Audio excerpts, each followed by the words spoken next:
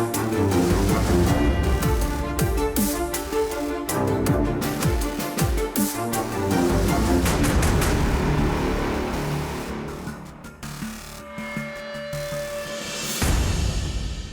going to really keep an eye on Cephas. He had a great run on first down. He locks his hands on that football. It's like a vice grip. And now it's the kick return team that comes up with a big one. Really solid football, reaching out for the touchdown. Look at the blocking. Holy smokes. Nobody touches them. Garbarino makes another man miss and dances into the end zone.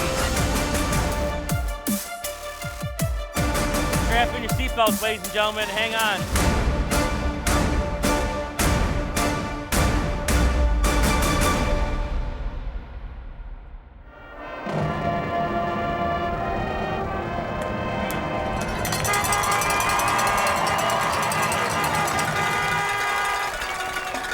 Welcome to Dakota High School. I'm Brad Fetters for Chippewa Valley Cable Television, joined once again by my broadcast partner, Jeff Vitale. And Jeff, it is week 1 of the MHSAA playoffs, and it is a rematch of week 7 as the Eisenhower Eagles come in and take on the Dakota Cougars. And Jeff, this is a MAC Red matchup here in the first round of the playoffs. Dakota capturing the MAC Red title with that perfect 5-0 record, 9-0 overall in the regular season. Eisenhower with a 6-3 record, 3-2 in league play. And when you talk about first round matchups in the state playoffs, it really doesn't get much better than this. No, and you got to remember too, Eisenhower's coming here playing probably their best football of the season. You know, finished tied for second in the Red Division, had a victory over Romeo. Last week played a very tough West Bloomfield team to a 3-point game on the road. And they're one of the heavy favorites in this Division I stack bracket. So this is not a team to be taken lightly. I know the Cougars beat them a few weeks back on homecoming rather handily. But this is not the same Eisenhower team they saw early on. They got to be ready to play their A game today. And we mentioned this was a week 7 matchup between these two schools. That went the way of the Cougars, 31-7, the final score in that game. And really where Dakota made their hay was on the ground. 208 yards rushing in that football game, including 151 on the ground by Joe Kasevic. Kasevic, one of the deep men for Dakota. Lorenzo out for deep as well, as Dakota will have the very first possession of this football game. It's win or go home. Yeah, and it's very interesting too. There's a few interesting scenarios in tonight's game. Both starting quarterbacks are injured. So it's going to be the battle of the backups and how well they handle these two ferocious defenses. And obviously tonight, the key is going to be taking care of the football, Brad, without a doubt. Eisenhower's got it teed up. They'll let it rip. It's Kasevic that fields it at the 2. Across the 20, up to the 25, to the 30. Flag out on the play across the 35, finally brought down at the 36-yard line. We await for the official's call. Tackled by number 31, Noah Smith. Yeah, it looked like he was going to hit a seam and go, but then the flag came flying in. That pretty much nullified more than likely a block in the back, especially when it's on a kickoff. Noah Smith making the special teams tackle for Eisenhower. And this is a very, very, very good Eisenhower defense. They are fast. They fly the football. They are tough. And we even saw that a little bit last time. Last time, the Cougars kind of pulled away late, but Ike really hung in there. Their offense obviously made some turnovers late, which kind of cost their defense a little bit. But that 31-7 score wasn't really indicative of how the game kind of went. This is since that time, this is a much improved football team. You mentioned that 16-13 loss to West Bloomfield last week. West Bloomfield, perhaps arguably the favorites in this part of the bracket, as we'll talk playoff points and the road to Ford Field throughout this football game, as Dakota will start out on their 15-yard line. It's a straight-ahead handoff.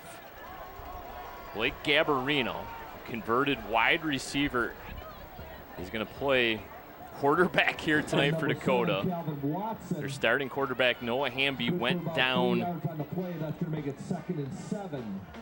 late in the regular season, missed the Ford game, missed the Mumford game, and in fact, Dakota really only threw a handful of passes last week against Mumford.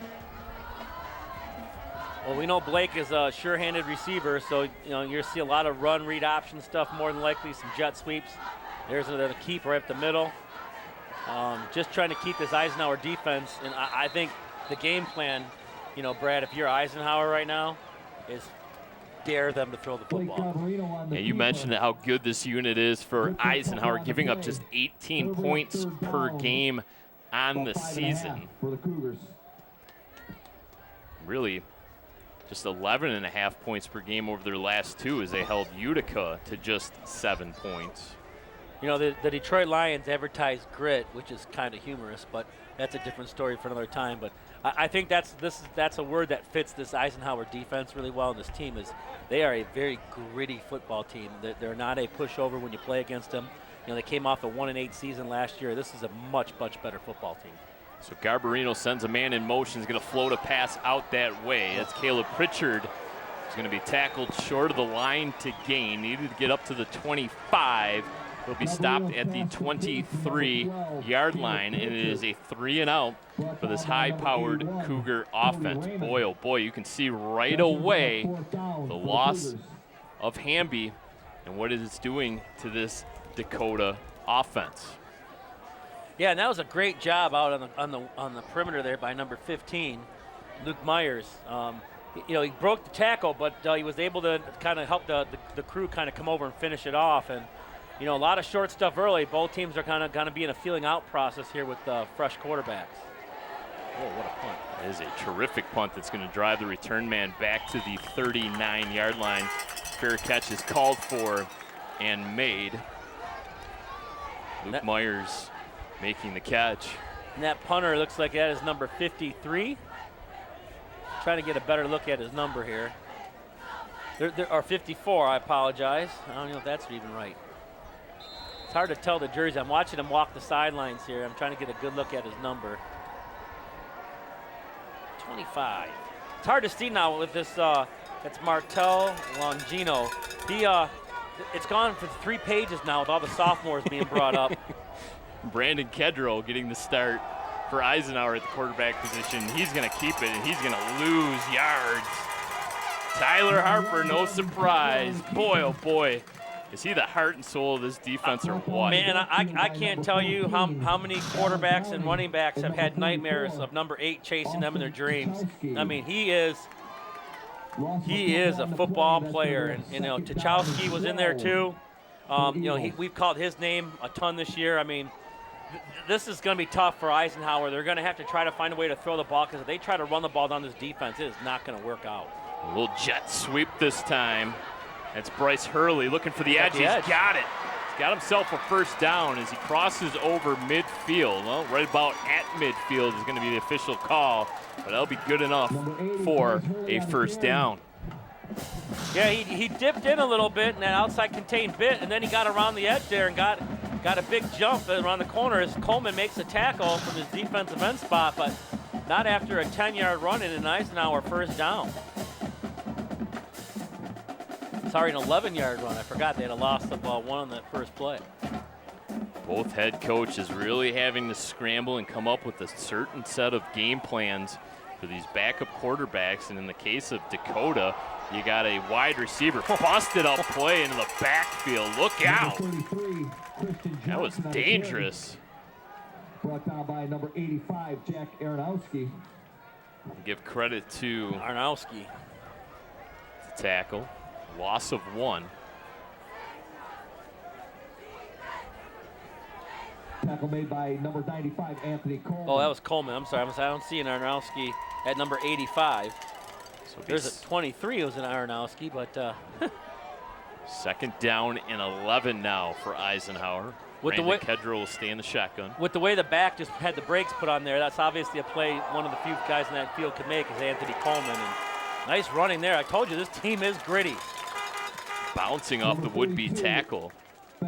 I think, we've mentioned it too, Brad. I think that's got to show you, too, the credit to the coaching staff over at Eisenhower. You come off a 1-8 season, and you want to talk about having a chip on your shoulder, and to come back and have the year that they had, finish where they were at. I mean, don't forget, they were dead last in the Red last year, and it wasn't even close, and you tied for second. I know Dakota handled them pretty good in Chippewa Valley. They beat Romeo, obviously handled Stevenson pretty easy. Pretty good game with Anchor Bay. Just the 180 turnaround this program has made in 1 year is outstanding. Play action fake, and ball's going to be thrown into the ground. Bennett Cardamone, the would-be receiver. So a little play action fake there, and the first toss for Brandon Kedro is incomplete. Yeah, that front four for the Cougars, and sometimes it's three. They get so much pressure when you don't have to bring your back three at all. Without having to blitz, it puts so much pressure on a defense because now you're covering with 7 and getting so much pressure with 3 or 4, makes it almost impossible to get a pass off. Rocco Fredrigo is going to kick this away for Eisenhower. Owen Colpert deep. Nice punt. It's going to send Colpert back. He's going to watch this bounce into the end zone for a touchback. Smart play by the senior. Take the ball to 20.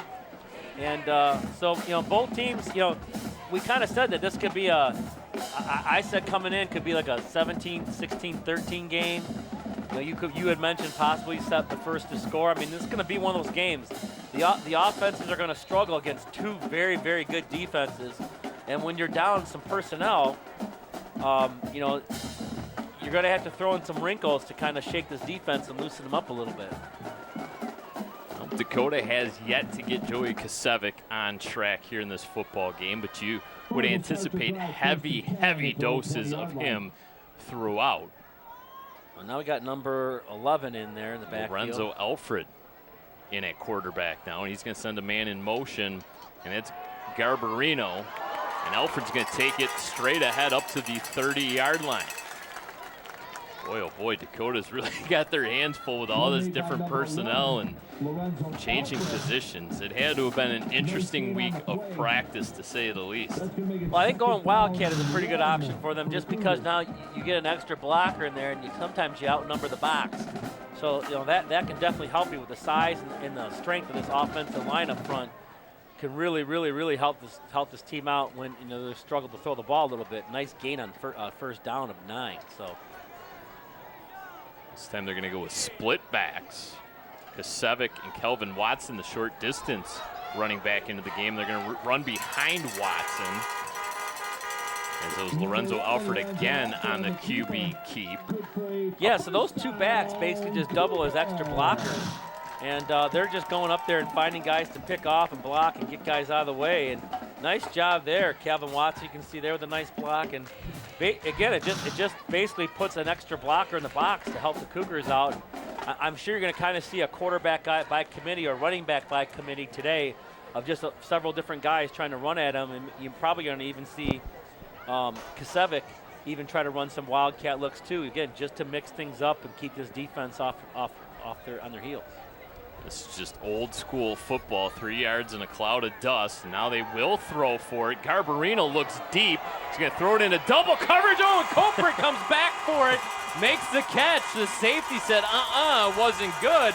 The official right there says it was a clean catch. That's not fair. Colpert doing what he does best, just boxing out the defender. That's the old game we used to play when we were kids, 500, just throw it up there. And at 6'4", 215, who's gonna out-jump him? I mean, just launched it. Threw a nice ball here, too. And, he had Colpart had to come back for it. And you can see, he got both feet in. They were saying he got pushed out of bounds. That's wrong, young man. He got both feet down.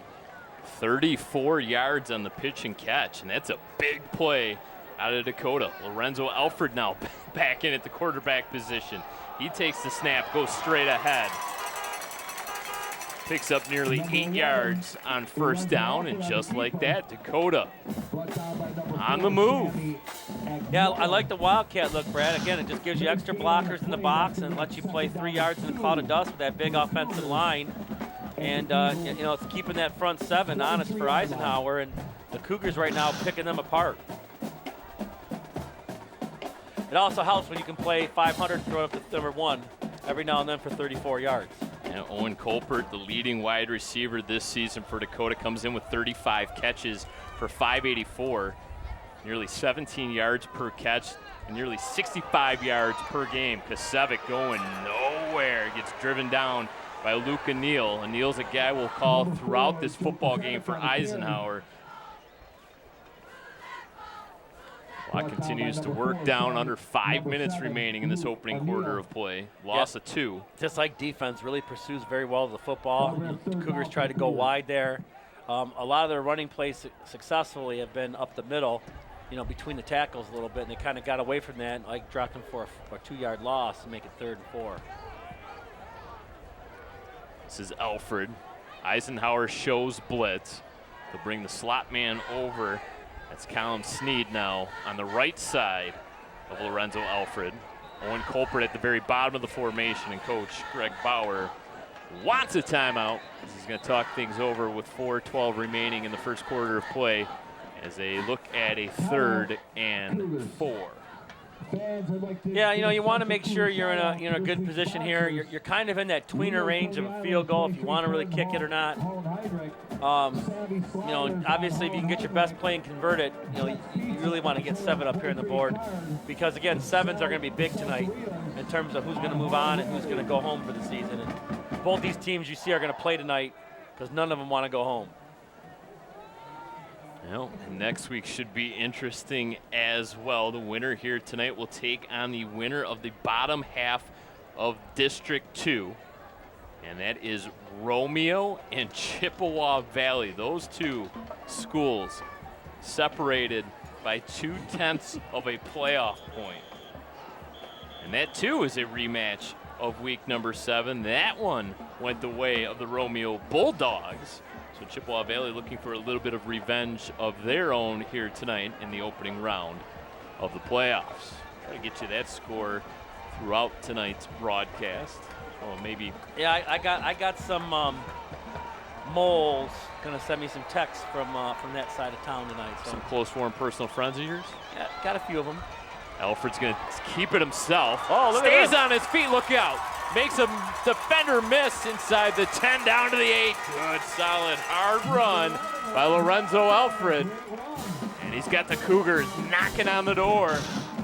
17 yards on the scamper. Look at that move. Whoa! Yeah, that was a fantastic play. 3rd and 4, and all of a sudden now Dakota's knocking inside the 10 at the Ike 8. That's just, those are things that can't happen right now tonight. If you're Ike, you can't give up those kind of plays. Or you're just you're climbing an uphill battle here. Alfred out of the shotgun. He's got Kelvin Watson in his right hip pocket, and before the play could be snapped, he got a penalty flag. And Dakota offensive line signaling that the penalty is against the Eagles.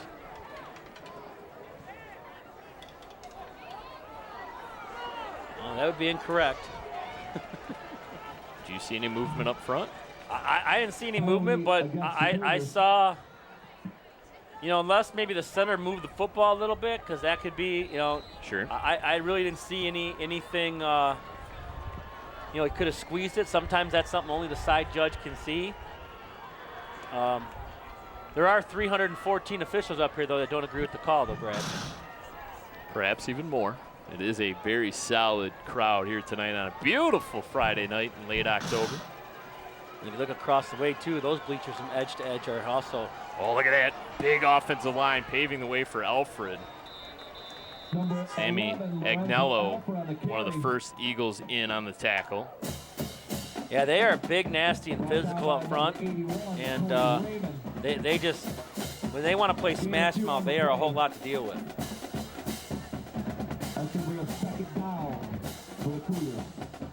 This sort of offense almost reminds you of the service academies. They keep the ball on the ground for about 90% of their drives. This time, too, we want to also wish a speedy recovery to Quest Williams and Ethan Hamby.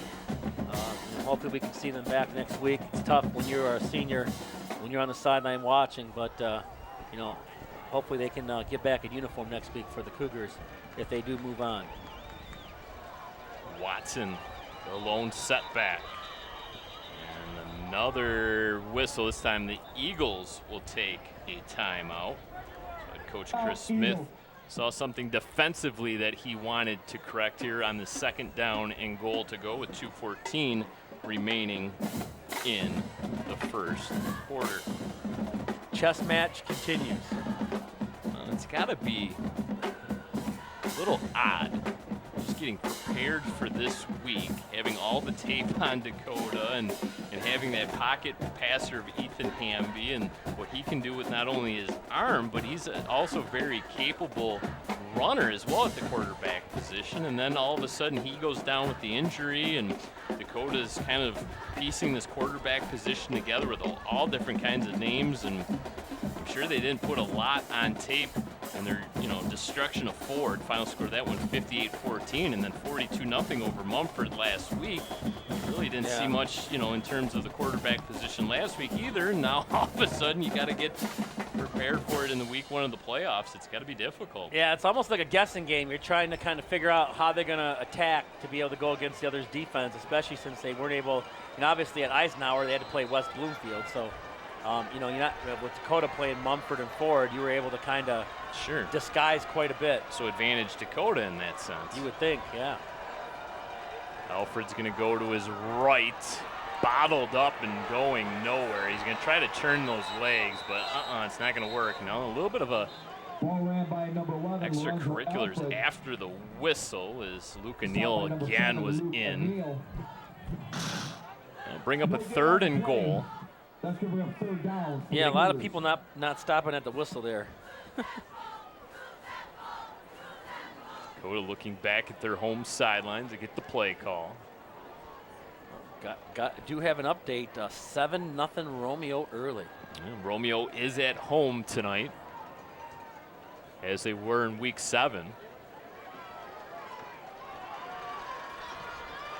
Garbarino at quarterback. We know he can throw, and he's looking to the back end zone. Colbert goes up, he one-hands it, and they're going to say he was out of the back of the end zone. Unbelievable that he was able to come down with that football. Yeah, I don't think he had full possession of it. He didn't Calvin Johnson it, and referee was right there in great position. Great coverage on the play there by Eisenhower. That's going to bring up a field goal attempt here for the Cougars. Nice drive where tonight points could be a premium. So this will be a 26-yard field goal. Celestini 5 for 5 on the season. The longest is 28 yards. It's a low snap.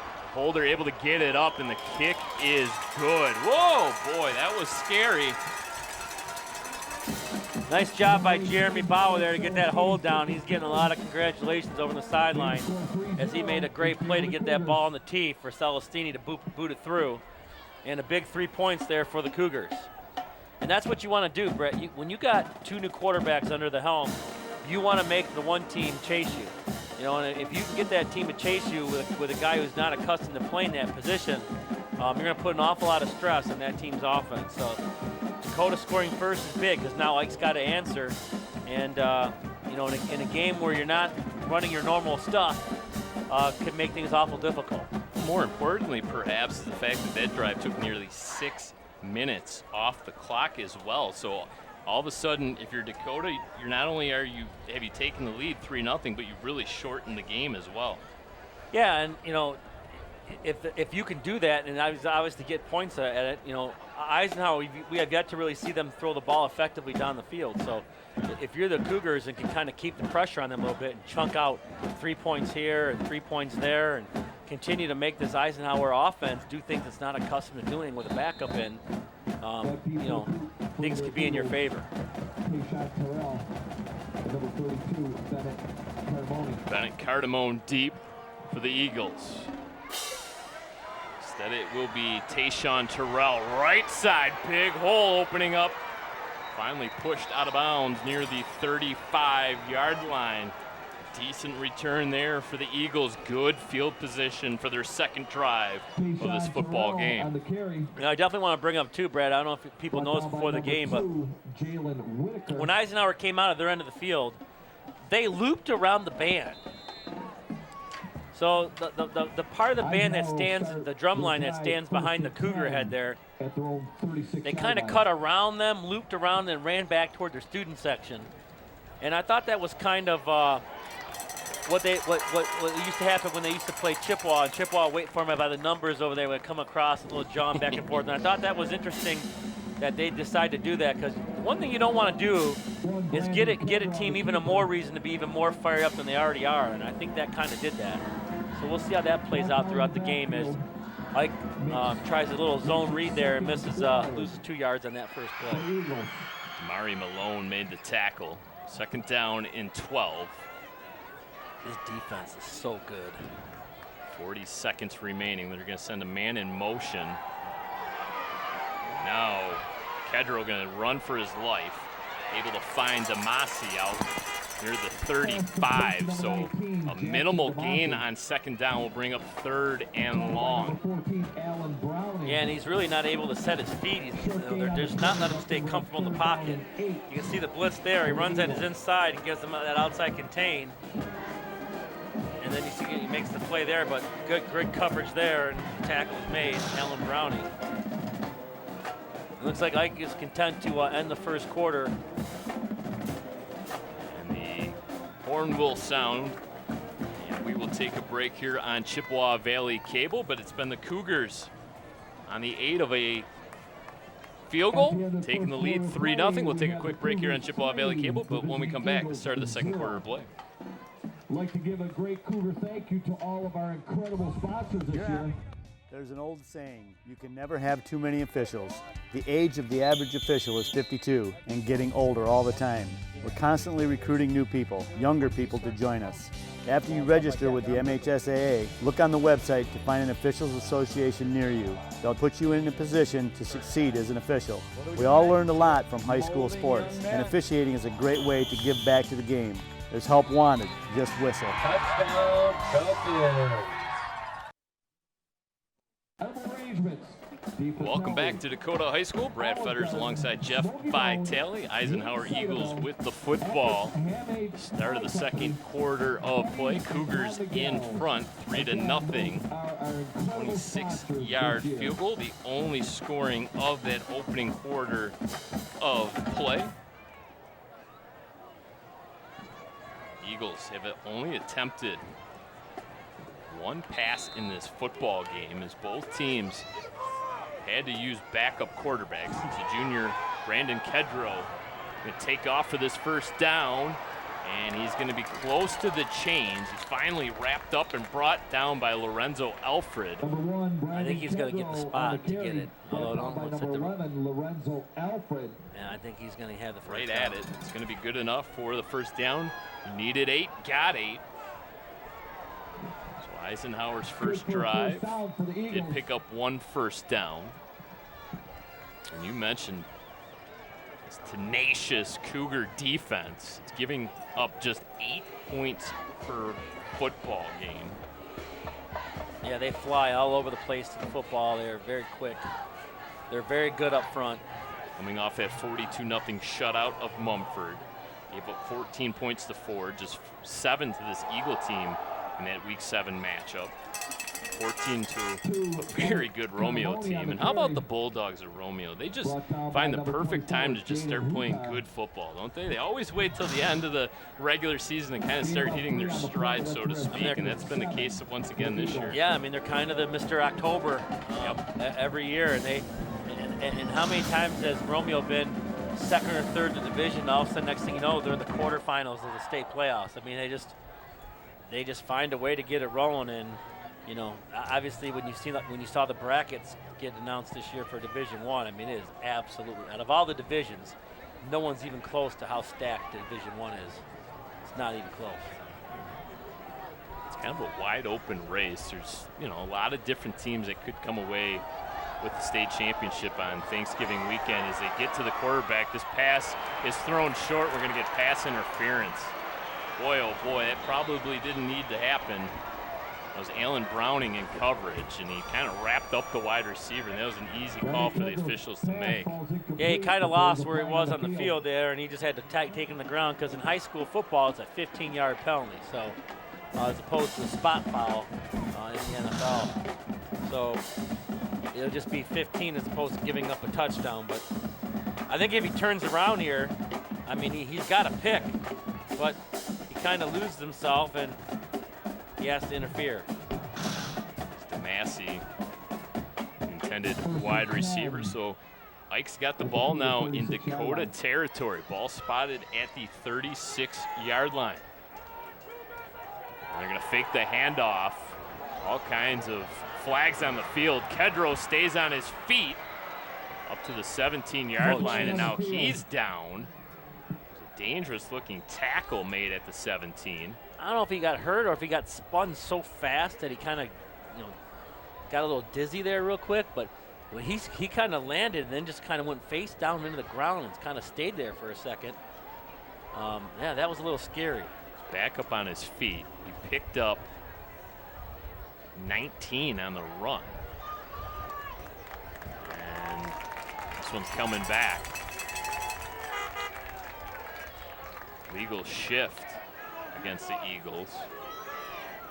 That will negate the long run and will move the football back to the 41-yard line. Back to the drawing board for Brandon Kedro and this Eisenhower offense now. 1st and 15, line to gain will be the Cougars' 26-yard line.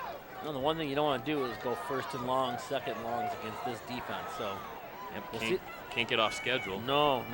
We'll see if they go back up top again. And Kedro's going to keep it himself. Brandon Kedro on the keeper. A little bit of a ball fake. Bennett Cardamone in the backfield. Brought down by number 95, Anthony Coleman. Yeah, with these backup quarterbacks, it's a lot of smoke and mirrors and deception to try to get the defense to bite on some and try to get some kind of seam of daylight to take off and get a first down or even a touchdown. Like it is going to be tough sledding night for these offenses.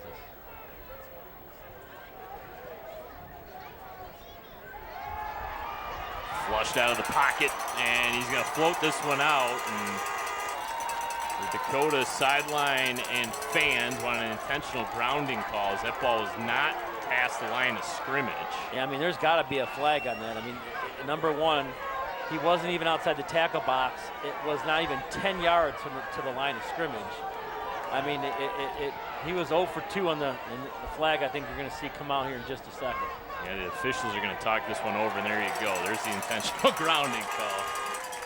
So we got a lot of Cougar faithful in front of us, and they were outraged that this was not going to get called. So you lose the yardage. It's essentially like a sack plus the penalty and the loss of downs. So this is a big back-breaking penalty here, as Kedro could do nothing but just toss his football towards the sidelines. Great play by Tucholsky. And,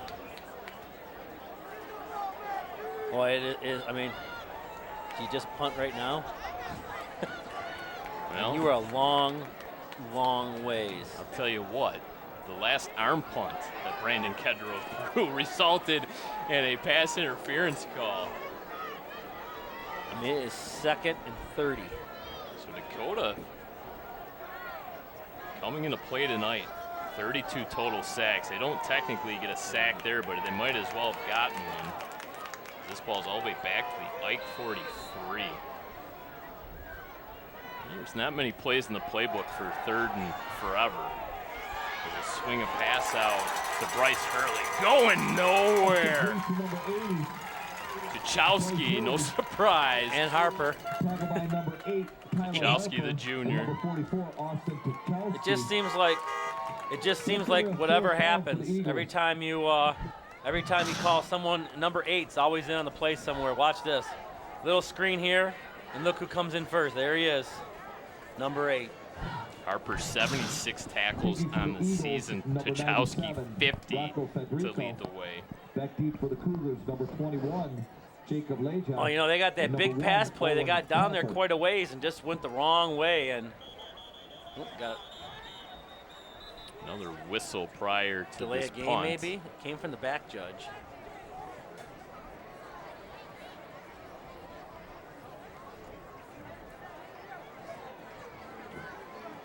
Well, this Dakota defense has created chaos. We mentioned their 32 total sacks as they'll pick up the flag. No flag.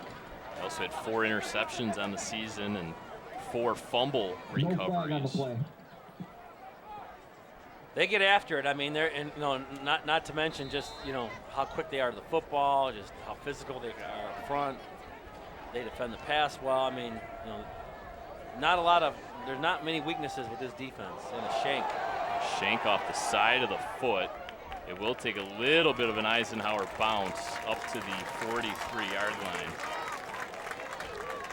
Well, at one point in time, they were down to what, 27-yard line?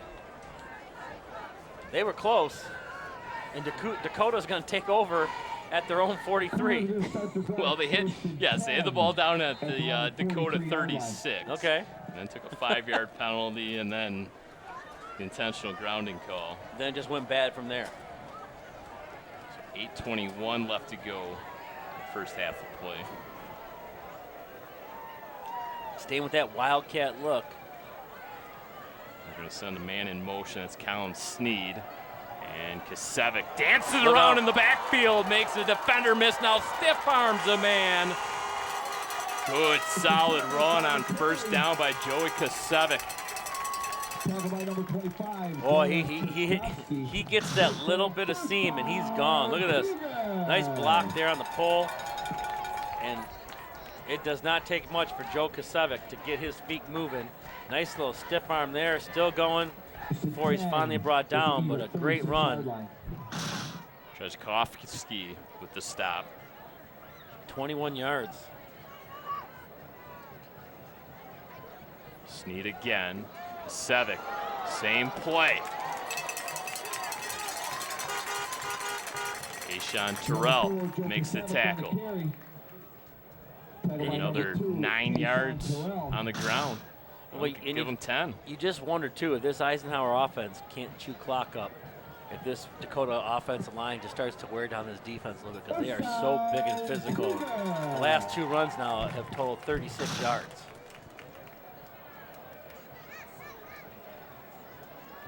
Same look once again, and this time they'll swing the pass out to Sneed, who's met immediately. 2 Eagles come together to make the tackle.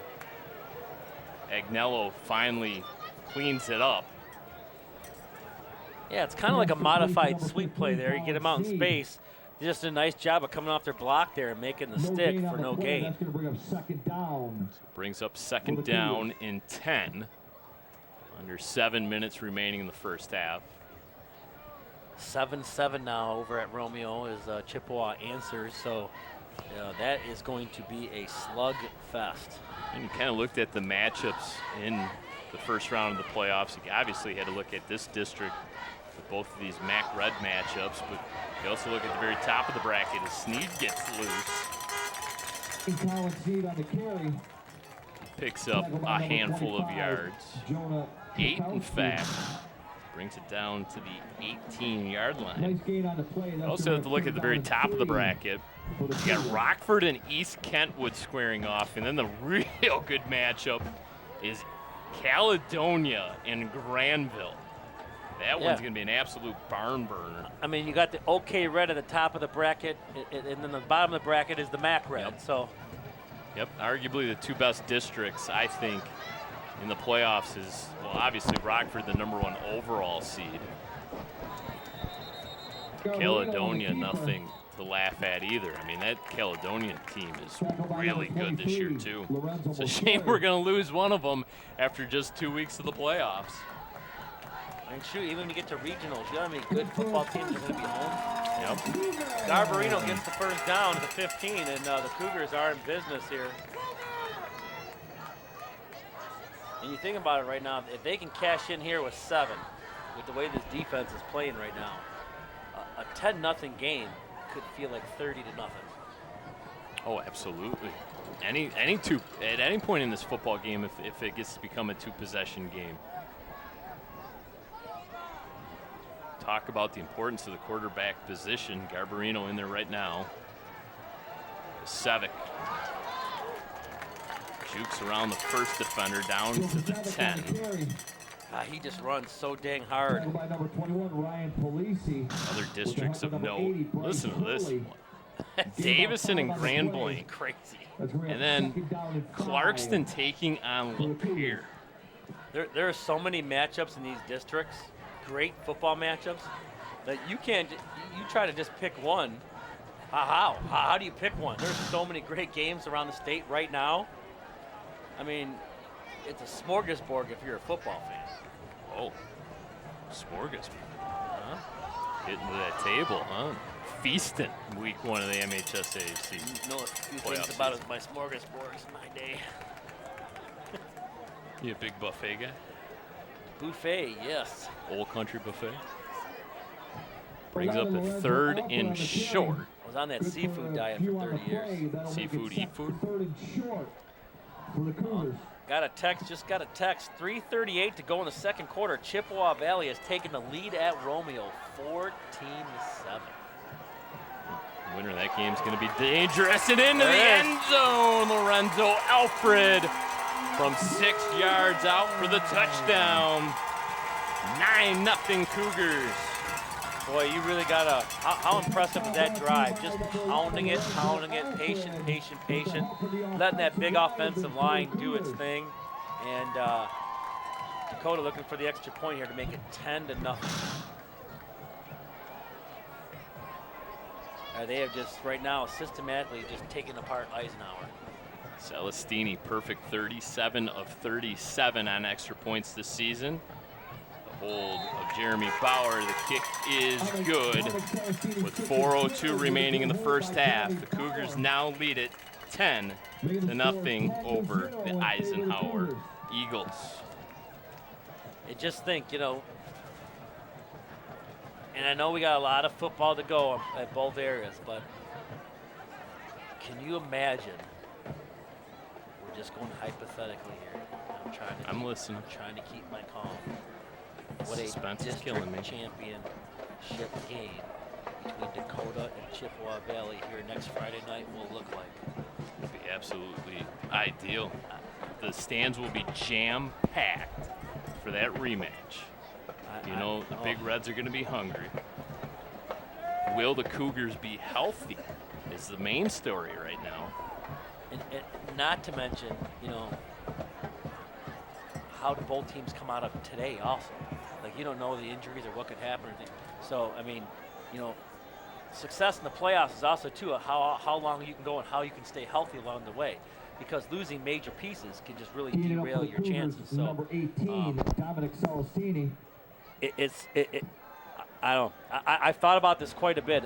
A district championship rematch could be absolutely insane over here next Friday. I mean, it's packed right now. Both sides of the bleachers are full on both sides. Imagine what next week times 3. Well, I just remember how difficult it was for me to pull out of the parking lot the last time the two teams met because there were so many people. We had overflow traffic, standing room only, but the Eisenhower Eagles looking to make some noise and perhaps get their offense going via the special teams. Kamari Charles out across and up to the 40 on the kick return. Well, it's a great return. It gives the Eagles great field position. You just got to be able to do something with it. And again, this Cougar defense is just tough. Do they try to chuck one deep again and maybe get an interference call, get some of those things going where you play one-on-one football? Try to maybe find a corner that's not playing as well and attack that, because right now running up the middle just hasn't worked out well for the Eagles.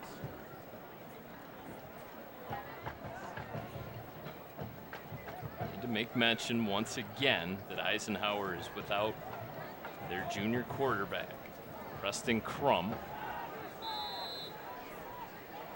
Brandon Kedrow in relief.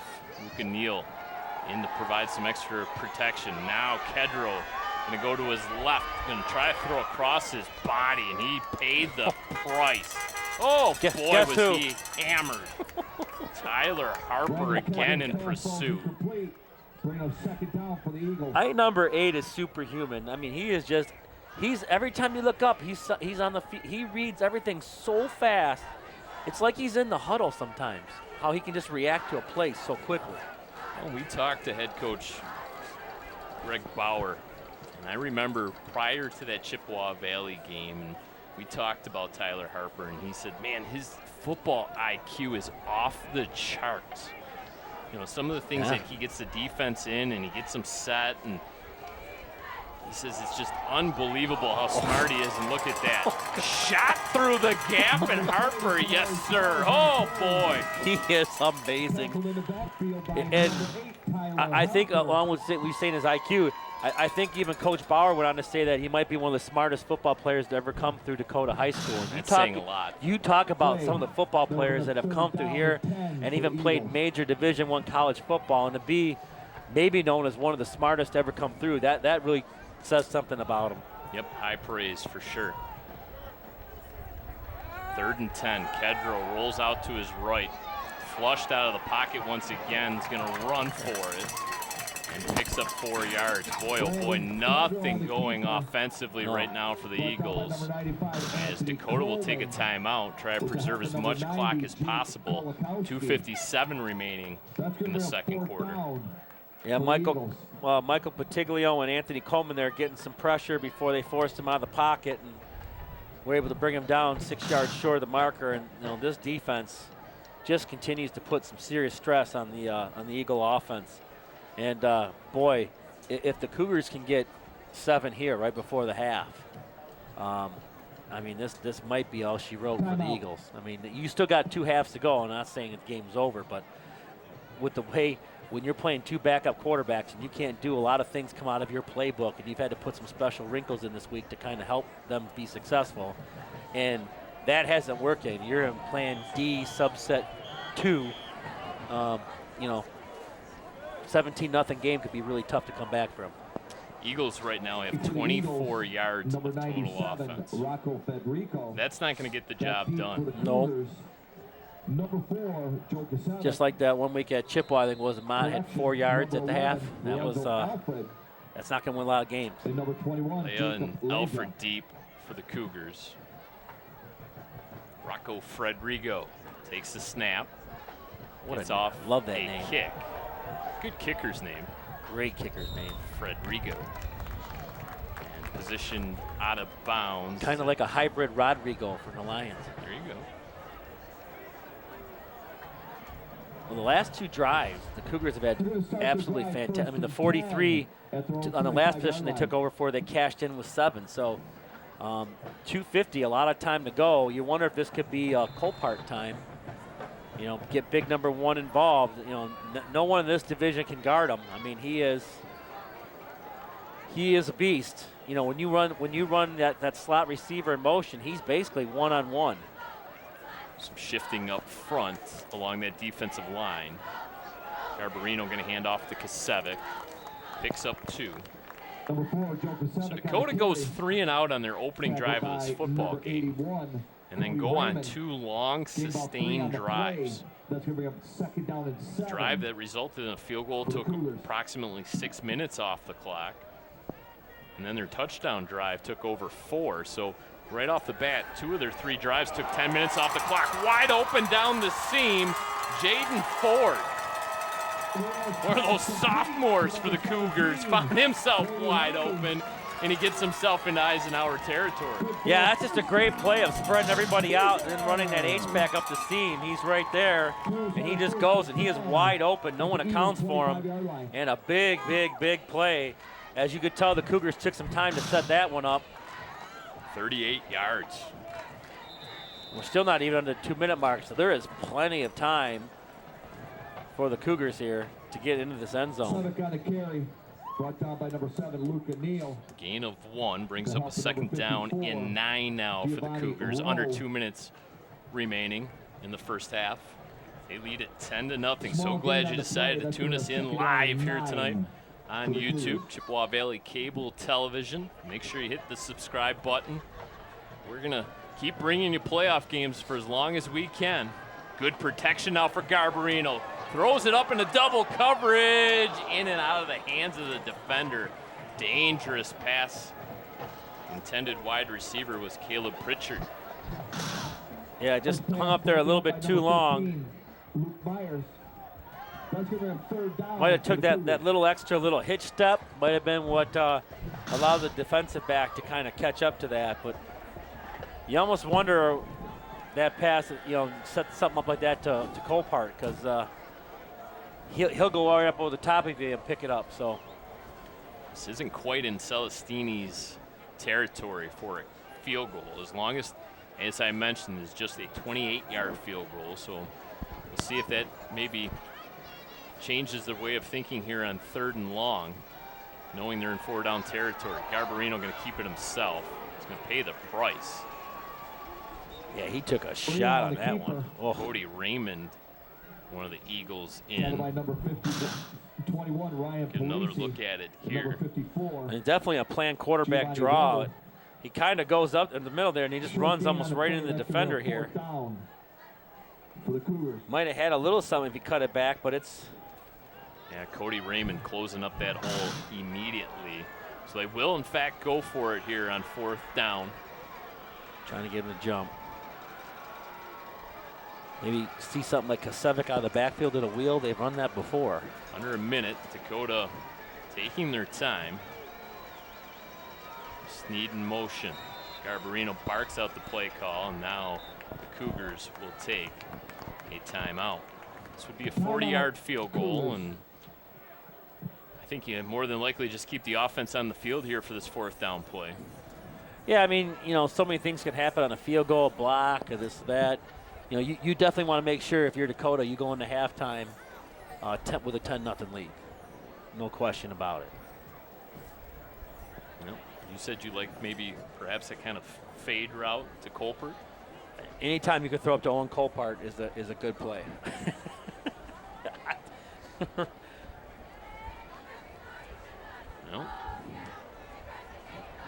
Making nice having the Eisenhower guys right next to us. It makes it easy to hear what they're doing. Well, shame on us. They're going to trot out the field goal kicking unit. Jeremy Bauer on the hold, and of course, Dominic Celestini in for what will be it's about 39-yarder. It is right within his range. Field. It is within his range.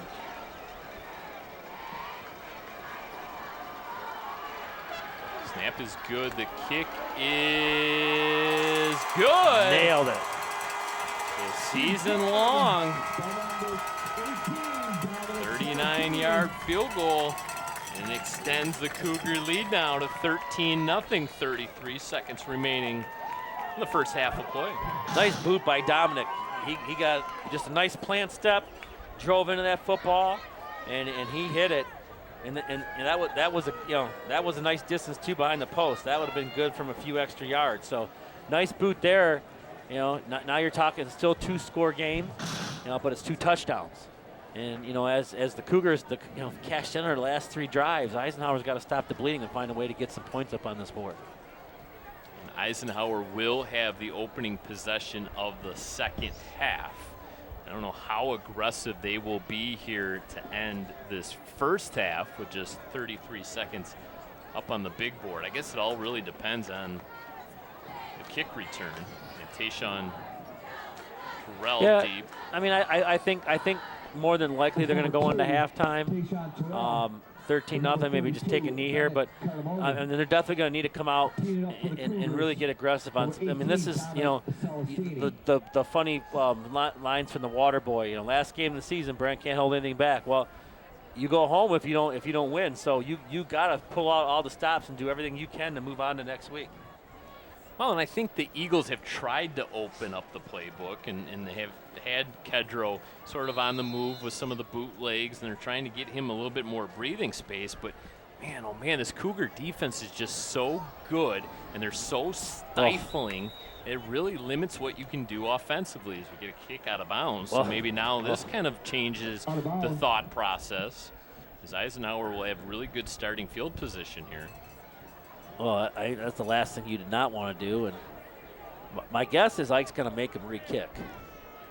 But boy, oh boy, that's the last thing you want to do is kick it out of bounds. So force the Cougars to not only back up, but re-tee this football. Because if you're the Eagles, obviously you want a long kick return. You're trying to jumpstart this offense.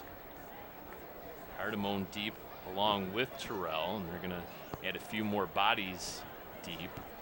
You know, they're trying to keep it away. You know, in the last couple returns, Ike's gotten a pretty nice return yardage out to close to the 40, 45-yard line. But sometimes you can get too cute and put yourself in a hole here as they're going to kick from the 35. Just trust your coverage team. I mean, you put a good special teams unit out there, they can get down the field and make tackles, and then trust your defense. Right now, they haven't given up anything big, but you get Ike good enough field position, they might be tempted to kind of chuck a few deep and see what they can get out of it here. So they'll be kicking off now from the 35-yard line.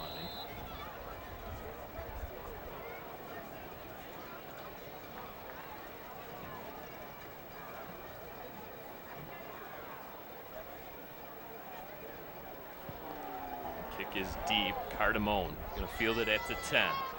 Up to the 20, looking for some of those blocks. Not going to really get it. Stays on his feet, though, and exits that little scrum all the way out to the 34-yard line. Yeah, nice tackle there. Justin Rokicki on the tackle. 24 seconds now remaining, and if you enter your own 34, I think they're going to be content to take a knee and get out of here. If you'd have got maybe about 15 more yards, you might be tempted to throw it deep. But I think here, don't get to go south on you. So perhaps maybe if they were more at midfield, you would take a couple shots, and it looks like they will, in fact, take a knee. And we will head into the halftime break with the Dakota Cougars here in the first round of the playoffs. In front, 13-0, a 26-yard field goal, a 6-yard touchdown run by Lorenzo Alfred, and a 39-yard field goal by Dominic Celestini. You're scoring for the Cougars in the first half. Boy, oh boy, the other half of the bracket locked up at 14-14. Boy, oh boy, that sounds like it's going to be a battle. We'll keep you updated throughout the night. So once again, Romeo, Chippewa Valley, 14-14. Our score here, 13-0. The two teams will head to their respective locker rooms. And we'll take a quick break here on Chippewa Valley Cable. Italian and turkey. They have hot and cold drinks. They also have candy if you have a sweet tooth tonight. So if you're hungry or thirsty, visit the concession stand. I'm sure they can take care of you. Also, fans, remember the concession stand is run by the boosters here at Dakota High School. They do a great job for all the students here at high school. Thank you.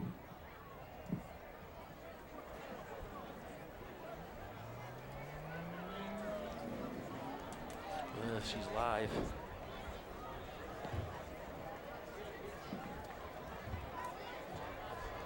She can turn her sound down.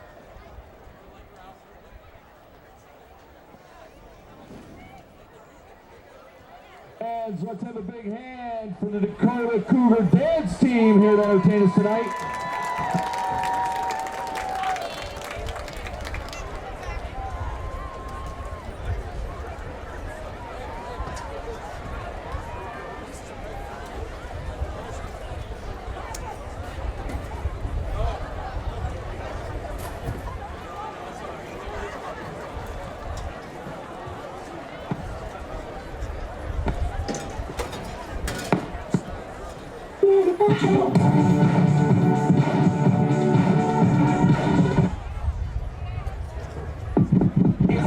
In the morning, girl, and the DJ's playing that song. Now, what you gonna do? What you gonna do? What you gonna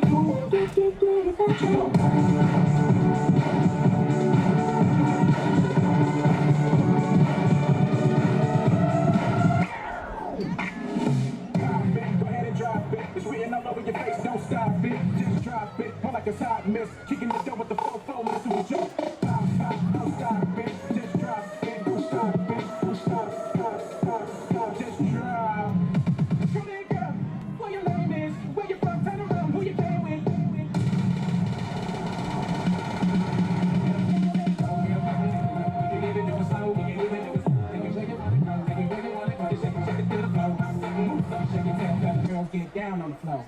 girls, get down.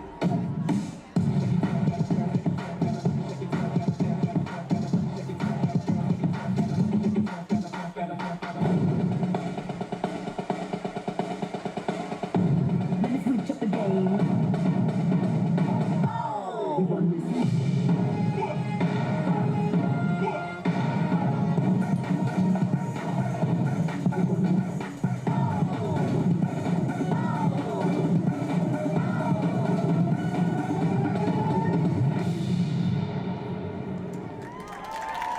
Let's give a big hand to the Cougar dance team.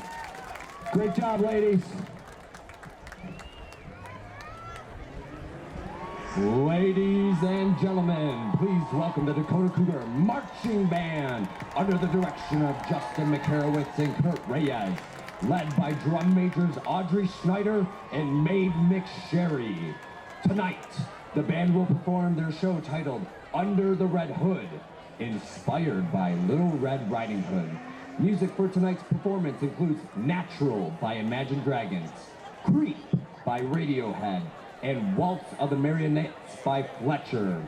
Music for tonight's performance is arranged by Jeff Chambers, Tim Mitchell, and Thomas Wharton. Visual design was created by Brandon Balicki. Tonight's performance includes soloist Charlie Tengler on baritone. We would like to give a special thanks to Builder's First Source, Aspen Restaurant, El Charro, The Cave Barbershop, Pure Energy Window Company, Bubba's 33, Red Robin, Great Lakes Ace Hardware, Zaccaro's Banquet and Catering, Atlas Wholesale Foods, and American Franchise Brands for your support of the Dakota Cougar Marching Band.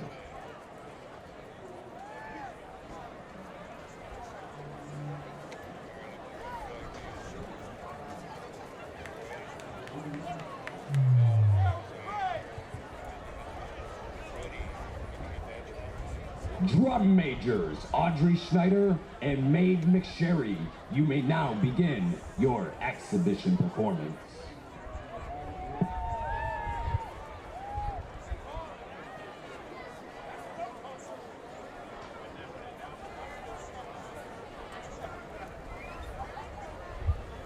Once upon a time, there was a little girl who lived in a village near the forest. The little girl wore a Red Riding cloak, so everyone in the village called her Little Red Riding Hood.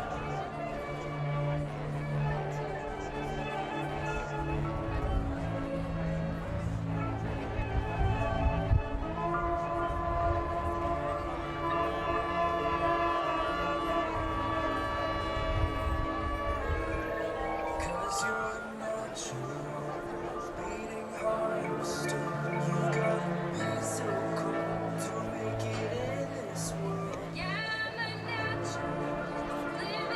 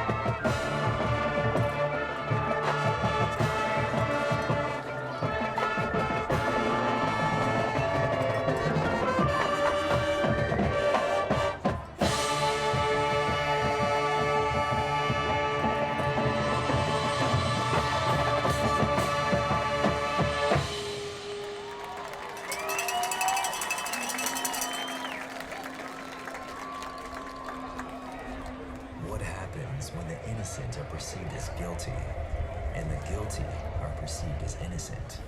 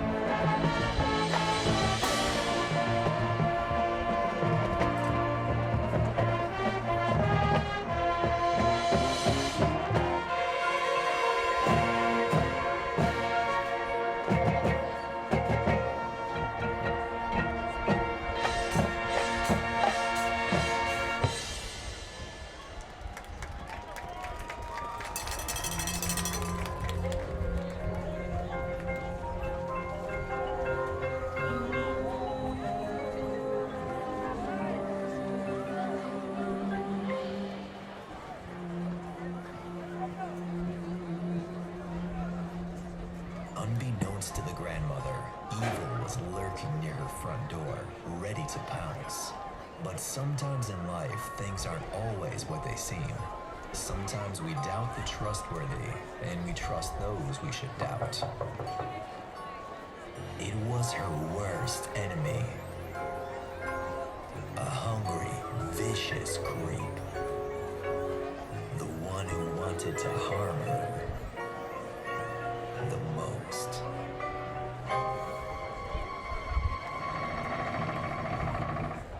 Red.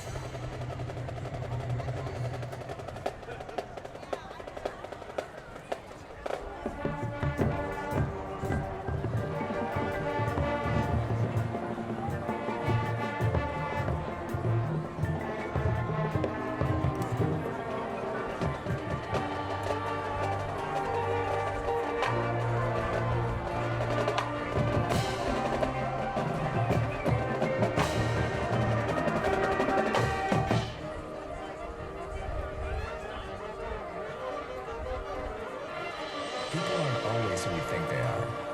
And sometimes that's okay.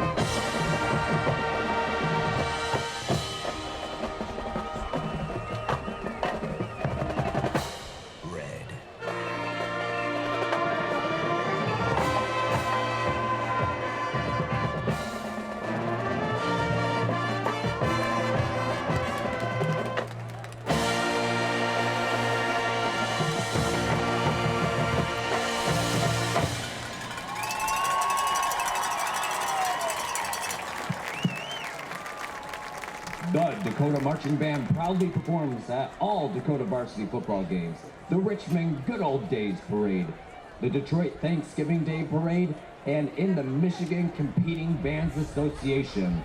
Their next event is tomorrow. Welcome back to Dakota High School. 13-0 our score here at halftime. Nearly set to go second half of play, and Brad Fetters alongside Jeff Vitale. Jeff, Cougars 179 total yards of offense to compare to the Eagles with just 31, all of them on the ground. Lopsided in terms of offensive output and lopsided on the scoreboard as well. Yeah, it was pretty much a full domination in the first half from the Dakota Cougars. And the Eagles are going to have to come out and get the ball first so they have a chance to really cut this lead in half here on their opening drive. I think a touchdown here is huge for them, especially just working their way back in this game. They got to stop the bleeding. I know it's only 13-0, but again, when you're playing with a backup quarterback, we said this a few times, that 13-0 feels like it's 28-0, and you really need to get some scores early on. I'm sure there's some things they talked about in the locker room at halftime to kind of come out and catch this defense kind of off guard a little bit and get themselves back in the ball game. And we've talked throughout this first half how good this Dakota defensive unit is. They've held teams to just 8 points per game this season.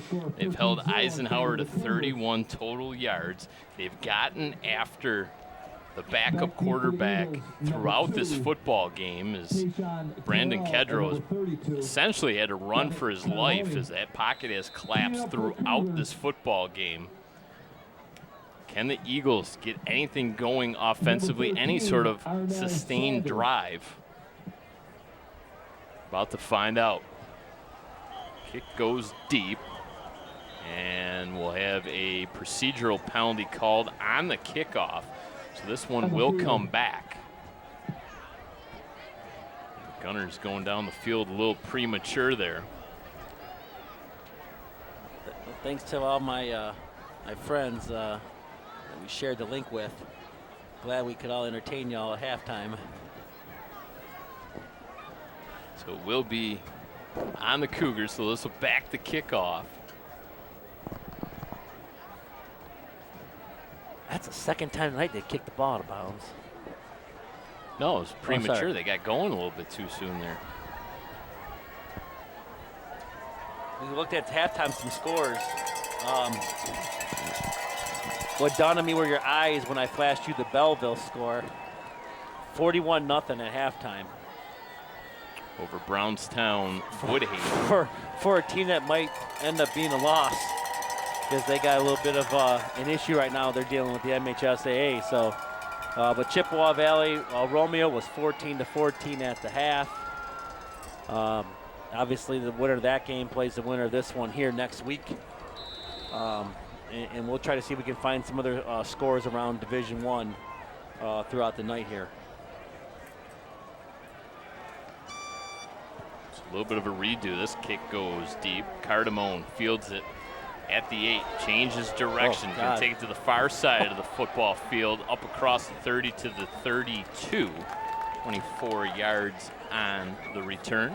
Tyler Harper just ran right through somebody. I don't think I've seen a football player fly so far across the football field in my life.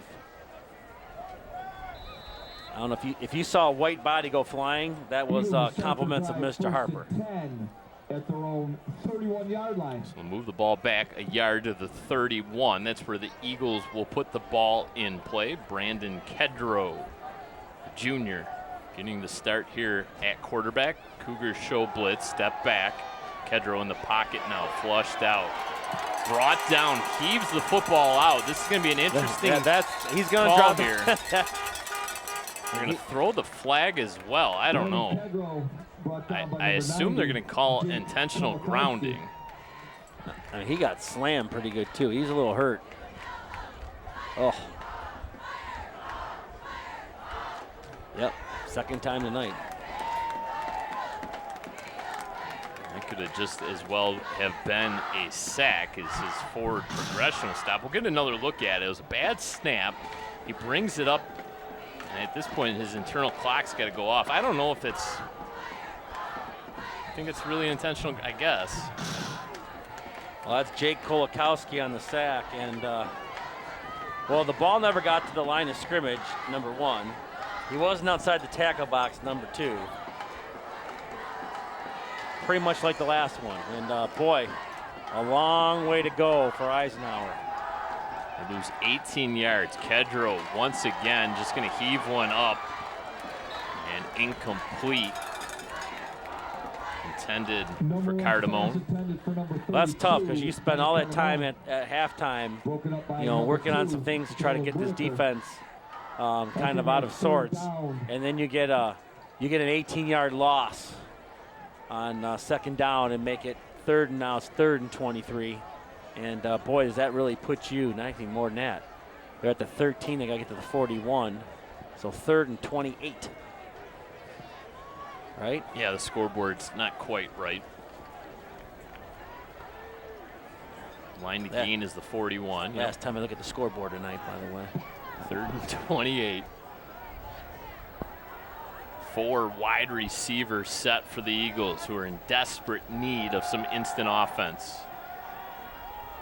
Throwing a dangerous pass. Oh boy, Kelvin Watson in coverage. And it'll be a 3 and out. He was all over that. And if it was a tad more behind him, that might be picked and taken to the house. So, well, the Cougar defense answers the second half with a 3 and out, and are going to get fantastic field position here.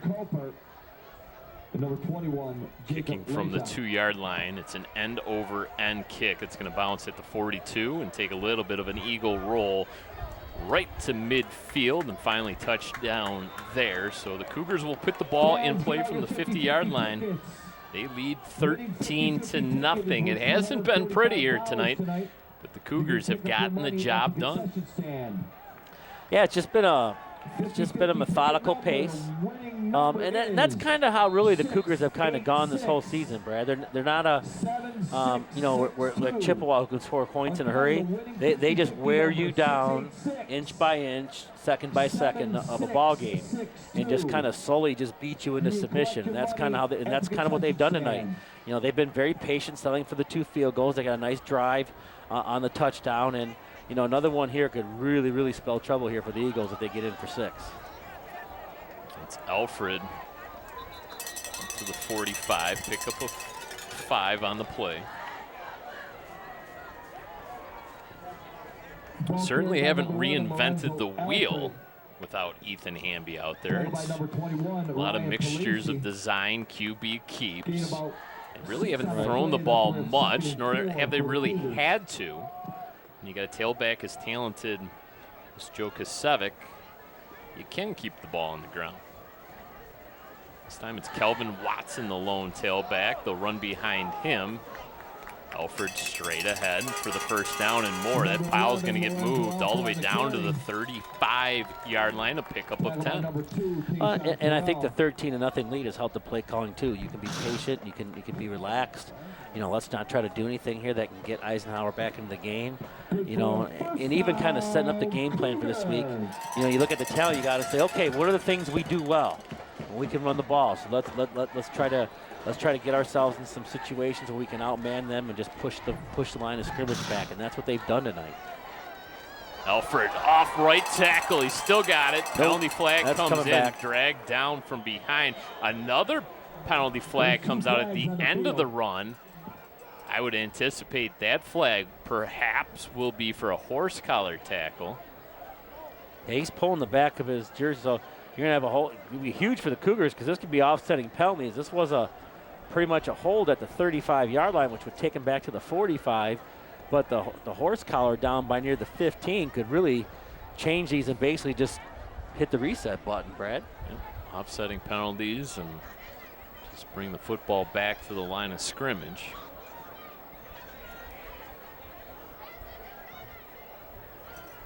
So there's the horse collar tackle called against Ike. And then the block in the back, those will offset, and we'll redo the down. I can tell you, being in his broadcast booth and being next to the visiting coach's box gives us some serious privy information. It's not quite as good as being courtside for a basketball game, but it's pretty darn close. No, we hear some fun things coming from next door, some great lines that unfortunately we cannot share on the air. First and 10. Owen Colpert at the very top of this formation is Although it can't be much worse than halftime. some of your dad jokes. Yeah. Oh, the mic. Okay, we're gonna move on. Alfred remain in the shotgun. Calvin Watson plays a little outside linebacker and running back. They're going to run behind him again. That's kind of been the bread and butter play all night long. Agnello, one of the Eagles that met the ball carrier. But I like it because they're patient. They're chewing time off the clock. They're giving less game for Eisenhower to work with.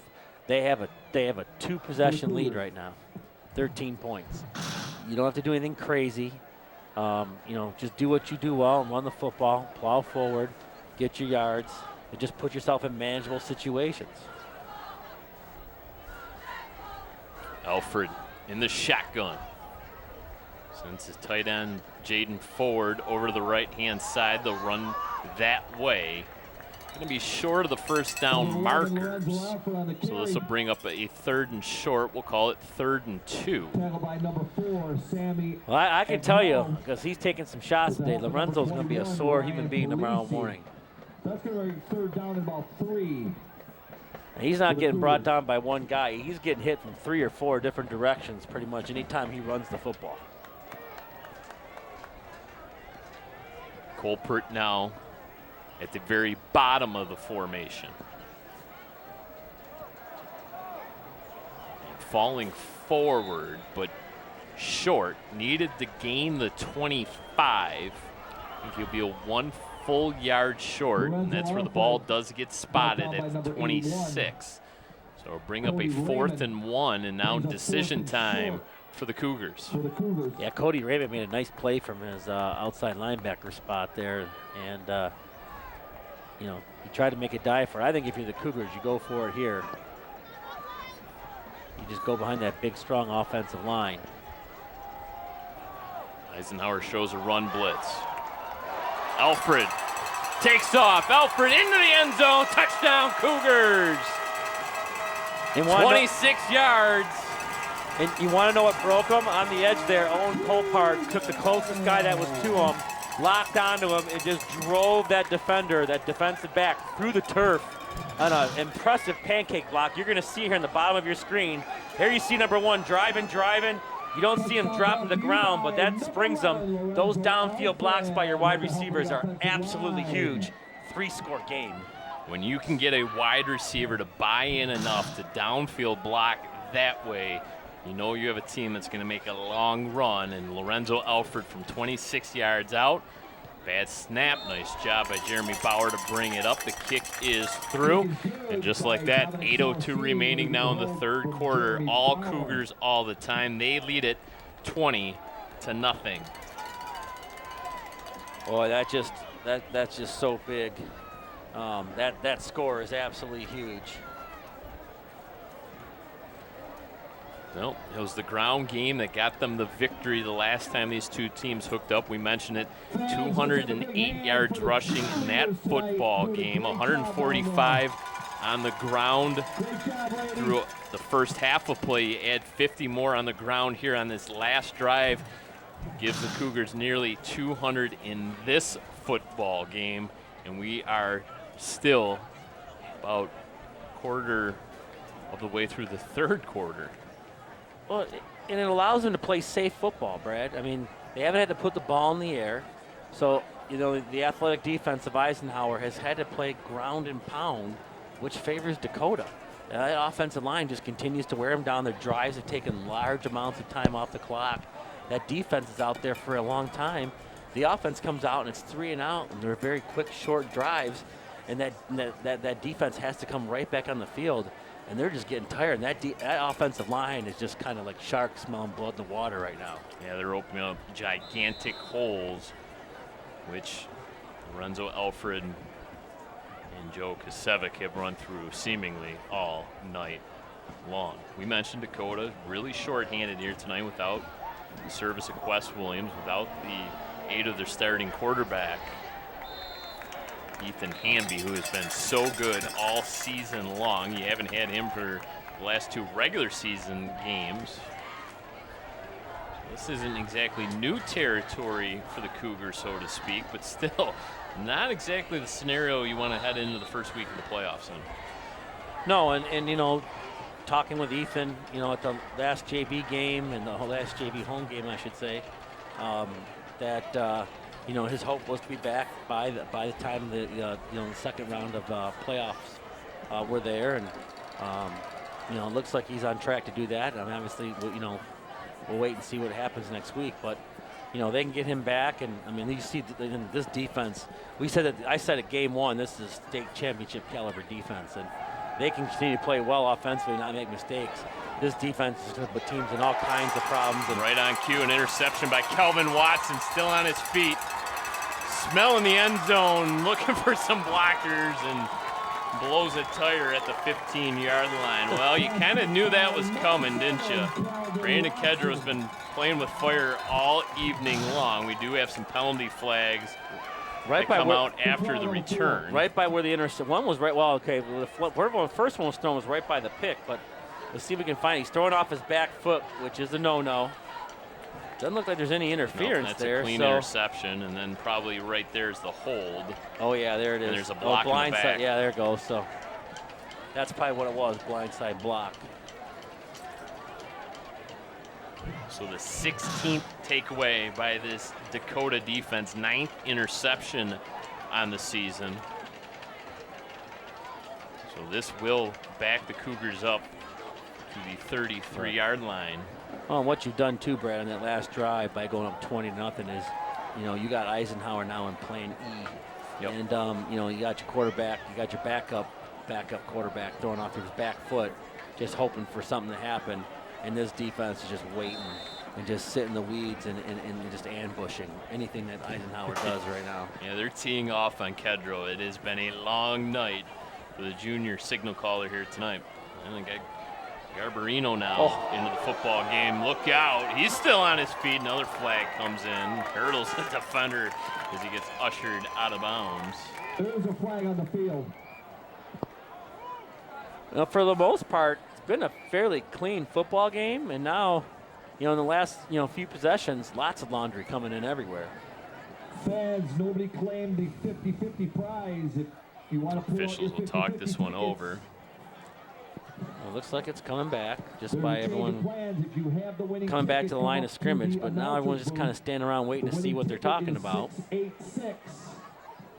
31st all-time meeting between these two schools. Dakota's won 3 straight. There's the holding call. Last time these two teams met in the playoffs was 2016. Eisenhower won that football game 42-7, went all the way to the state semifinals before losing to Cass Tech. Reminder to keep up with everything MHSAA on social media. Look us up on Facebook, Twitter, Instagram, TikTok, and YouTube for tournament updates, event announcements, video highlights, and high school sports news from around the state. It's the best way to connect with the MHSAA every day. Well, first and long, and, you know, Cougars just staying with what's brought them here. Again, here's the nice part when you're up 20-0. You can be fine with not getting a first down here. You can just grind the clock down, run it down, run some few more plays, keep it on the ground, punt it deep, make them work with most of the football field. You don't have to score right here.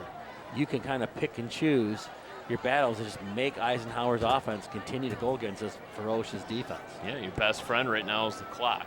Just keep that thing chugging along because we're under 7 minutes now left to go in the third quarter. Garbarino directing traffic now as we've seen him and Lorenzo Alfred at the quarterback position. A jet sweep there to Colin Sneed, trying to get some athletes in space. Not much going. We'll bring up a 3rd and long. So offensive line throughout the season has been good. They've been good here once again tonight. Yeah, they're just big and physical. 3 wide receivers at the very top of the formation. Owen Colpert, the lone wide receiver at the bottom. They bring a safety over to help out in coverage. It goes through the hands of Colpert. Incomplete, stops the clock, and brings up decision time now for the Cougars with 4th and 10. Looks like they'll keep the offense out on the field.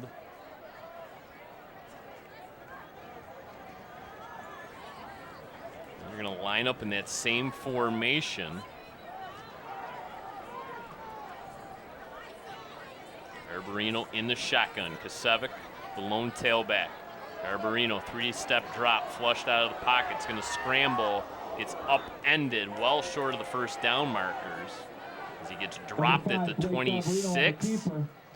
So Eisenhower's defense comes up with the stop, gets the turnover on downs, and now the offense will take over, looking to get on the scoreboard for the first time here tonight. Yeah, but I like that decision by Blake.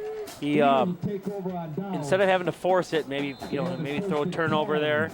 He thought he might have had some. He had some daylight there. It closed down really quick. He got close to the marker, but that gives Ike the ball at the 25-yard line. You got to go 75 yards. So I mean, you're giving the ball at 3/4 of the football field for Ike to go, and which has not had a lot of success tonight moving the ball on this Cougar defense, who has been absolutely outstanding. Harper, Coleman, Vitiglio. I mean, the list goes to Chowski. I mean, they've just been all over the place. A little bit of a statistical anomaly. The fact that Eisenhower went 3-2 in MAC Red play, yet got outscored in MAC Red play by 30 points. Figure that out. You finish above 500 in MAC Red play, yet you get outscored by 30 points. The Romeo, Anchor Bay, and Stevenson games were all close. Yes. And you got beat 31-7, and then Chippewa Yes. beat them by, I want to say it was 28 or something like that. So they Chippewa beat them by 26 points. Yeah, so they got. I mean, their 2 losses were significant losses. Yeah, you had the 6-point victory over Romeo, 4-point win on the road at Stevenson, and then a 3-point win in double overtime against Anchor Bay. Anchor Bay, the lone man out, as they kind of fell apart late in the season to miss out on the playoffs as they finished their season 3-6. Yeah, but you are right, though. I mean, it's very rare that you finish second place in division, but yet we're outscored. And it does not happen very often. Another strange coincidence. Just kind of look through the MAC standings. You go down to the MAC Bronze. Do you spend any time down in the MAC Bronze? I'd say no. Oh boy. Double coverage. Nearly catching that was Cardamone. The winner of the MAC Bronze this year was Centerline. They finished 6-3 overall, and they failed to make the playoffs. They only had like 32 playoff points this season. Oh boy. 6-3, 5-0. You win your league and you don't qualify for the playoffs. That's kind of was back in the day when there were teams that were 8-1, 9-0 did not make the state playoffs. Well, that must have been before 6 wins automatically qualified you. Yep. Yeah. Okay. So you had to have a certain amount of points, and if you didn't play the big boys, you did not get in. And I remember there were times 9-0 teams did not make it. Wow. That's crazy. Imagine running the table at 9-0 and going home. I feel for the Centerline Panthers. Yeah, that's tough. That's very tough. Back to the line of scrimmage for Brandon Kedrow. I do like the fact that they brought in the playoff points a couple years ago. Definitely sets up better matchups in the regular season, and that was the main complaint of a lot of the private schools.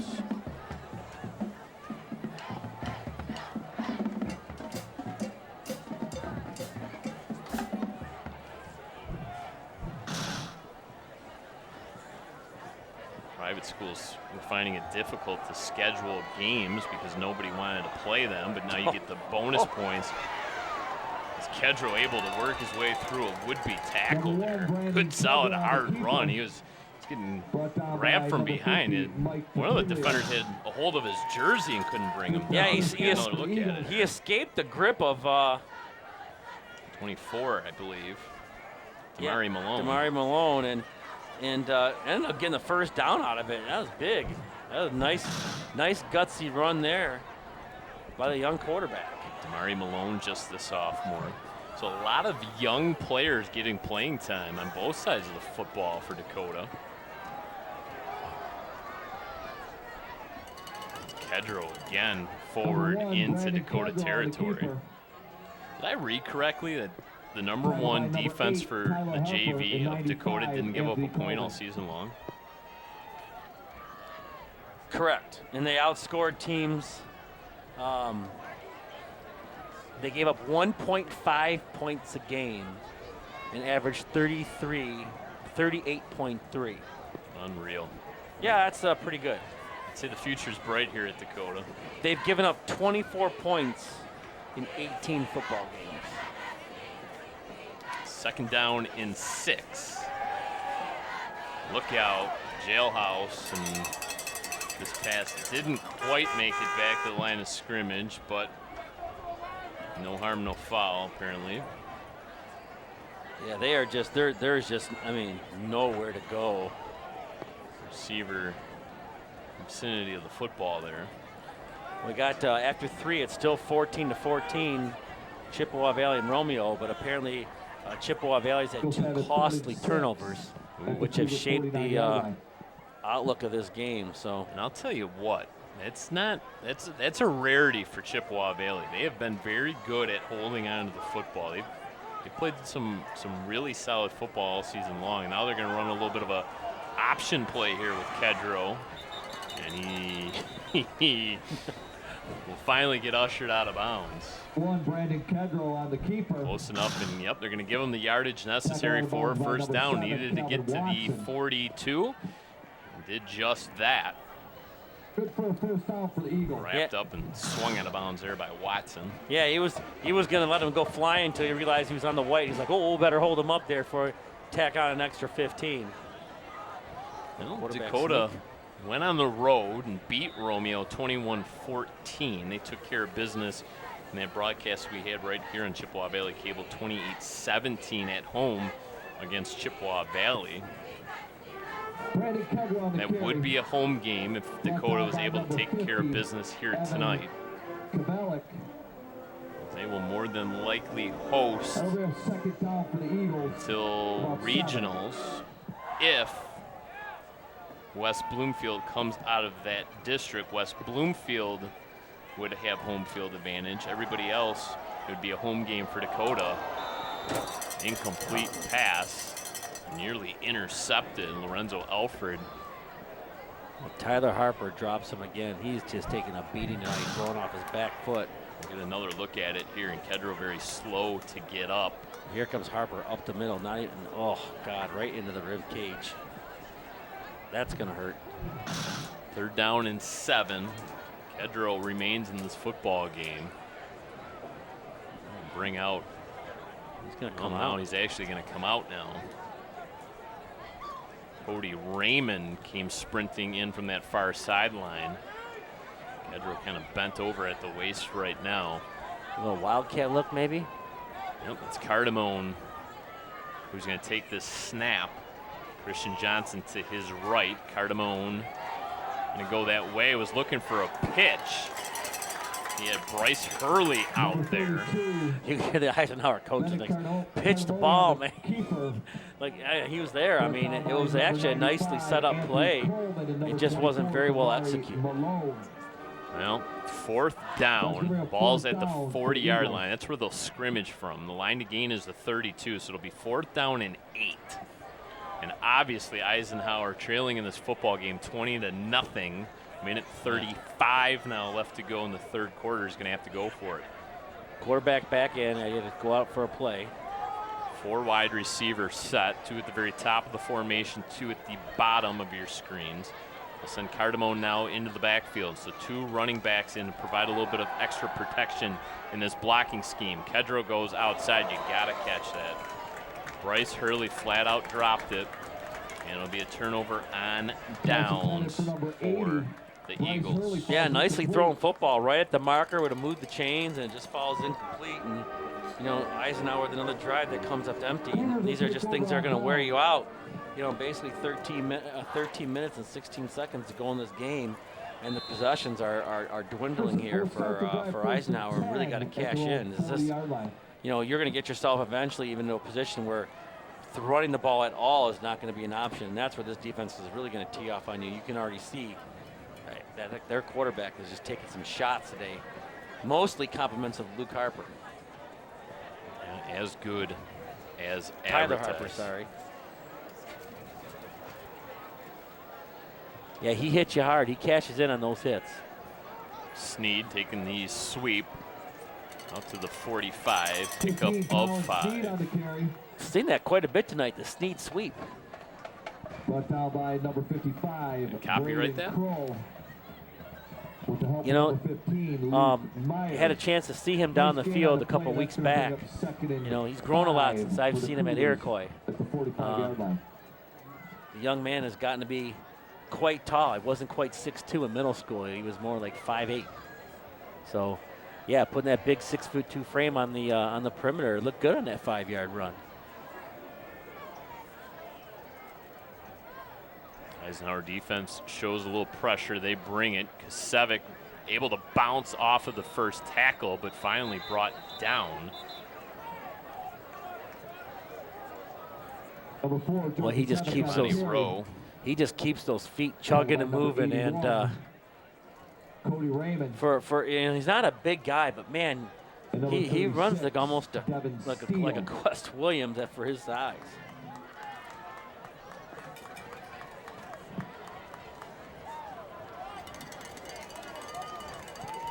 Well, that will do it for the third quarter. Dakota continues to keep their foot on the gas pedal. Another touchdown on the ground by Lorenzo Alfred extends their lead. They lead at 20-0. Take a quick break here on Chippewa Valley Cable. When we come back, the start of the fourth quarter of play. Well, I got my start in officiating when a friend told me I should try it. At first, I just did basketball, and I got hooked. Before long, I added baseball, softball, football, and volleyball. I really enjoy giving back to the game, working with kids, and working with my local association to recruit and train new officials. I would like to say to anybody that officiating is a great way to help kids and stay connected to the game. We always need new officials. There's help wanted, just listen.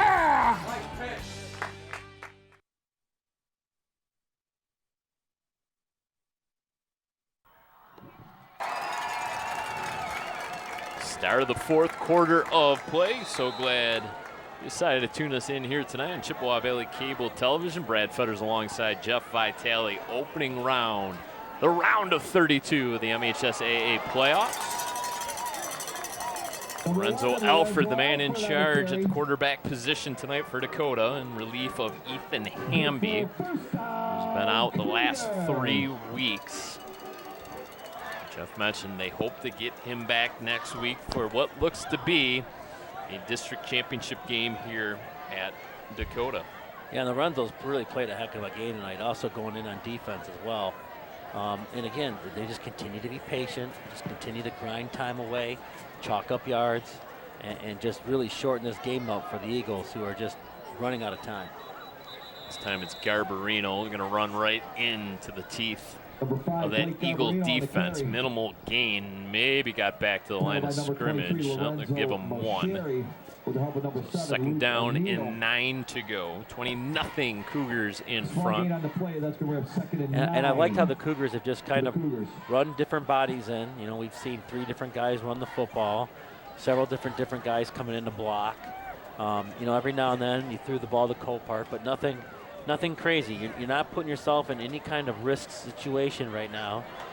And by doing this, you haven't given a whole lot of film to your second round opponent. Well, and I was just about to ask you that, and I think it's worth mentioning and worth asking. Can this style of football, if Hamby is not available next week, can this style of play beat a Romeo team? Could it beat a Chippewa Valley team? With the way this defense plays, yeah. I mean, when you can get ahead like this, just grinding the ball out and wearing down the other team's defense, as good as your defense is playing right now, I mean, man, they are so fast and athletic to the ball. And the one thing that the Cougars do as the game goes on, they don't just stay in what they're doing. If you're kind of plugging away at them, they adjust. And if you don't adjust in game, they're going to really take advantage of you, because Coach Bauer never sits in the same thing for a very long period of time if it's not working. So kind of the old adage that offense wins games, defense wins championships. The Snead sweep. All the way up to the 30-yard line. Needed a couple, picked up 5. With the help of number 4, Sammy Agnello. Good for a first down. Well, Romeo and Chippewa Valley still at 14-14. It says Chippewa Valley holds Romeo on 4th down on their own 18-yard line and takes over with 9 minutes and 11 seconds to go in the 4th. So the Big Red defense stands tall, still in a 14-14 dogfight over at Romeo. And it really kind of sounds like the game Dakota played against Romeo earlier on. That was a 21-14 dogfight. Pulling up there was Garbarino. Yeah, he tried to cut back, but he was ahead of him, so it was a tough cut back to make, but still got 7 yards out of it. Nice job of bouncing in and out. Number 80 was hot on his tail. So Garbarino checks out. Alfred back in. Kind of worst case scenario for an announcer with all these changes at the quarterback position. You're so accustomed to just calling one name all night long. Definitely keeps us on our toes. Savic, the tailback, and once again it'll be Alfred. Right-hand side. Well, a host of Eagles in on that tackle. You know, along with his offensive line, I think Lorenzo Alfred's got to be one of our nominees for player of this game offensively. I mean, he's been outstanding running the football. I mean, obviously the offensive line opening holes. You know, Owen Colpart had the nice big block on his long touchdown run. Boy, they're just grinding this Eisenhower defense. You see a lot of guys down the field right now with hands on their hips. They're tired. This Eisenhower defense has really been worn down. Dakota's already had 2 shutouts this season, a 42-0 win over Utica and that 42-0 win last week over Mumford. This time they'll pass for it into double coverage. Penalty flag comes out. They were looking for Colpert in the end zone. Strange is he made a play on the ball, so but the way the ball was thrown, it looks like it's interference on Eisenhower, which would be a huge call. Half the distance to the goal would not give them a first down. I'm waiting. Where's the referee's trying to figure out what the call is here, as we are. A lot of standing around.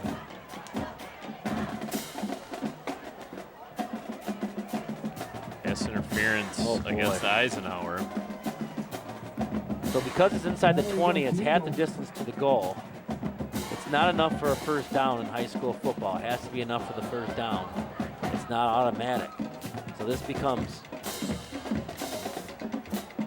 or is it? Well, the ball's on the 19-yard line. So we'll spot the ball at the 10. So we'll give them 9 yards, and it'll be 1st and 1. And that should be just short. Yep. It's first down and 1 to go. Folks, it's not too often you see. Kind of par for the course tonight. We've had a 22-0 score up on the scoreboard. We've had just all kinds of stuff happen. And I think that's a first for me. I don't think I've ever seen 1st and 1. 1st and inches.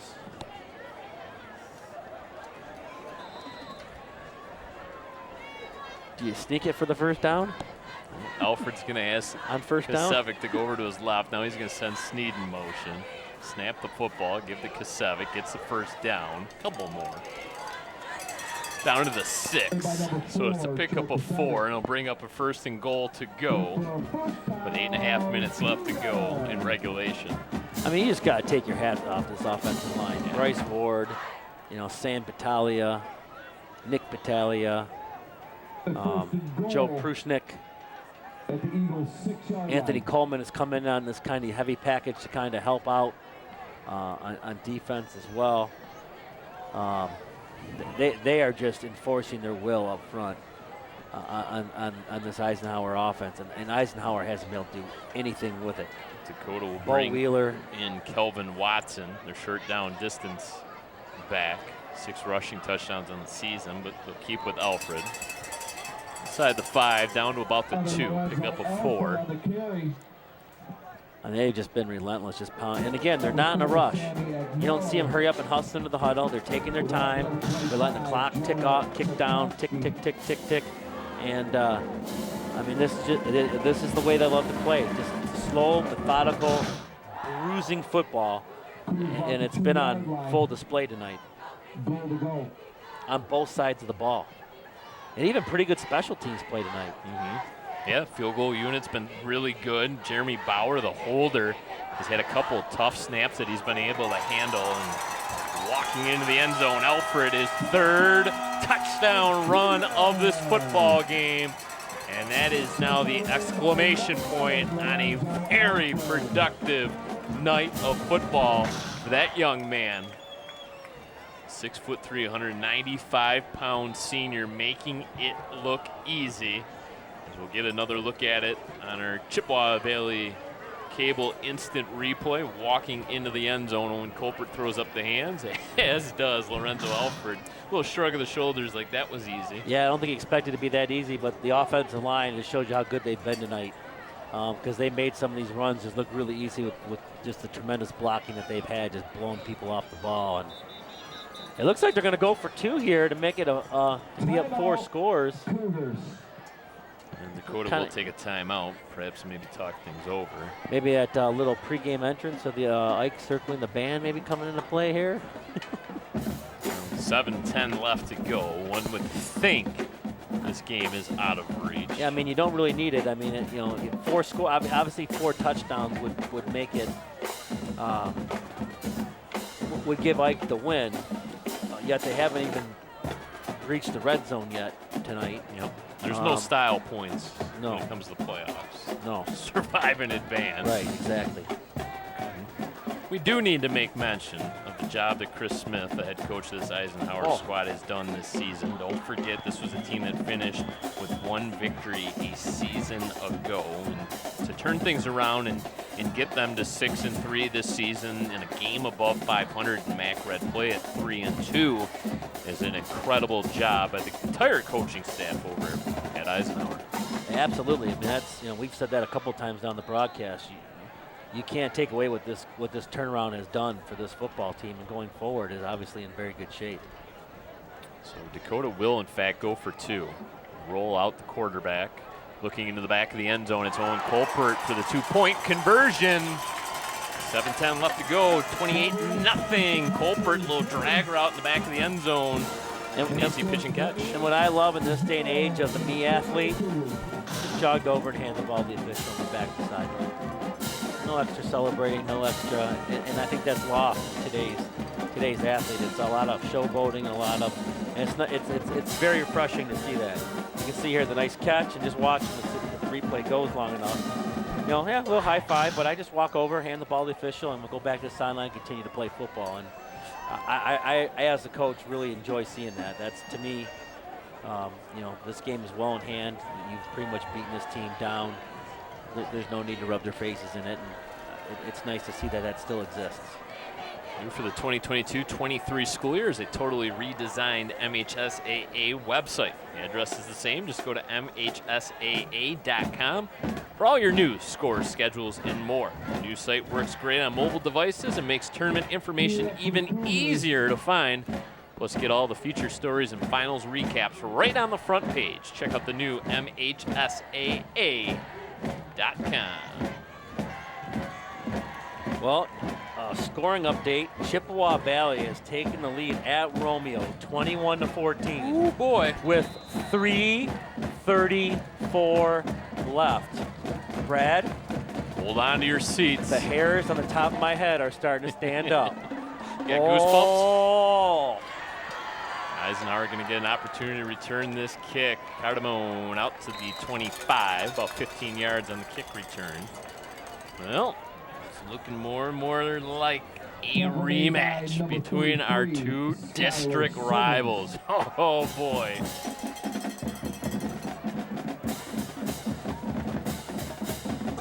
Bulldogs come back and tie that football game? Do you go for 2 if you score a touchdown late and go for the win? I don't know. Try to keep you guys up to date. That one looks like it'll end before this one, so perhaps we'll know who the opponent for the Cougars will be next week prior to signing off. That game's been a shootout back and forth, and this one is all over but to tick off the last 7 minutes. Oh, nice job of taking away the option pitch there. Damari Malone took away the pitch. He had to eat it and ends up with a loss on the plate.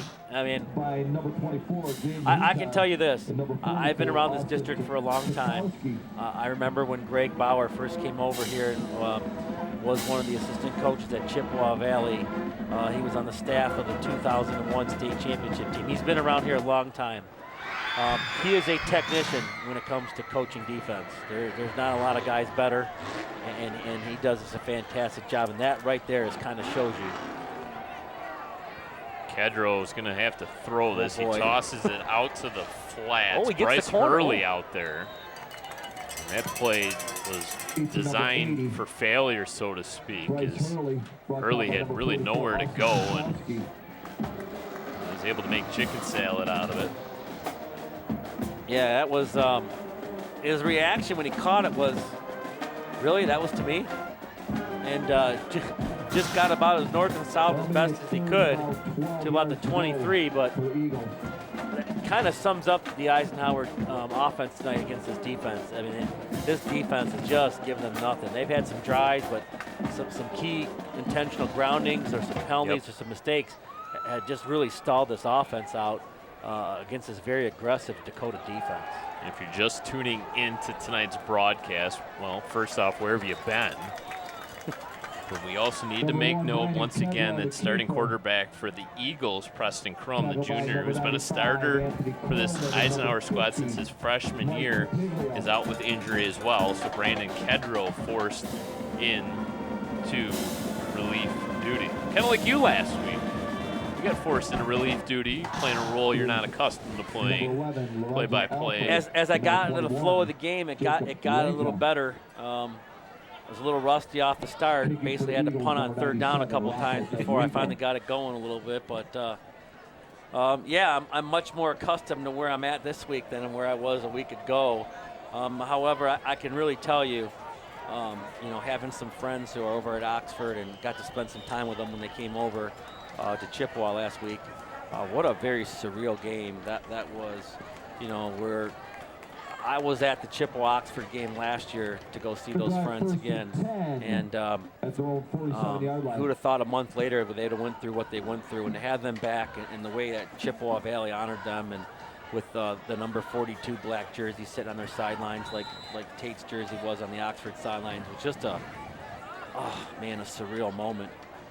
And what's lost in that game too, not to take away from the human being moment, was a 1-8 Oxford team kind of cost Chippewa Valley to move underneath Romeo by the .007 of the whatever the minute difference was, and Chippewa could have been hosting a playoff game, but sounds like they are in a barn burner right now over at Romeo. No, not the easiest of places to go. Romeo's been sort of a house of horrors for many teams. They go up there and just seemingly lose. Big block on the outside by Kasevic. And Sneed into Eisenhower territory all the way down to the 23. In your years of teaching, you develop soft spots for certain kids. Colin Sneed was one of mine. I really enjoyed my time with him at Iroquois. And just to see that play just warms my heart, man. I really liked the kid. He would play basketball for me, not just football. Just a good all-around athlete, great kid. What a nice run there. Too bad he couldn't have just made one extra stiff arm and broke one and maybe got to the house there. Speaking of Iroquois, you guys got a big football game coming up on Tuesday. Yeah, sort of. I don't think we're going to have the kind of crowd, though, that they have here right now, but, Well, that game will air, folks, on Chippewa Valley Cable Television. Joe Kasevic on the carry. Yeah, Seneca at 3-2. We're 2-2-1. A lot of kids down here from both those schools. It's kind of fun to come back and see. I saw a big man today on the sidelines. He's down there. You can't see him on the camera right now, but he's big number 75, Finn Anderson.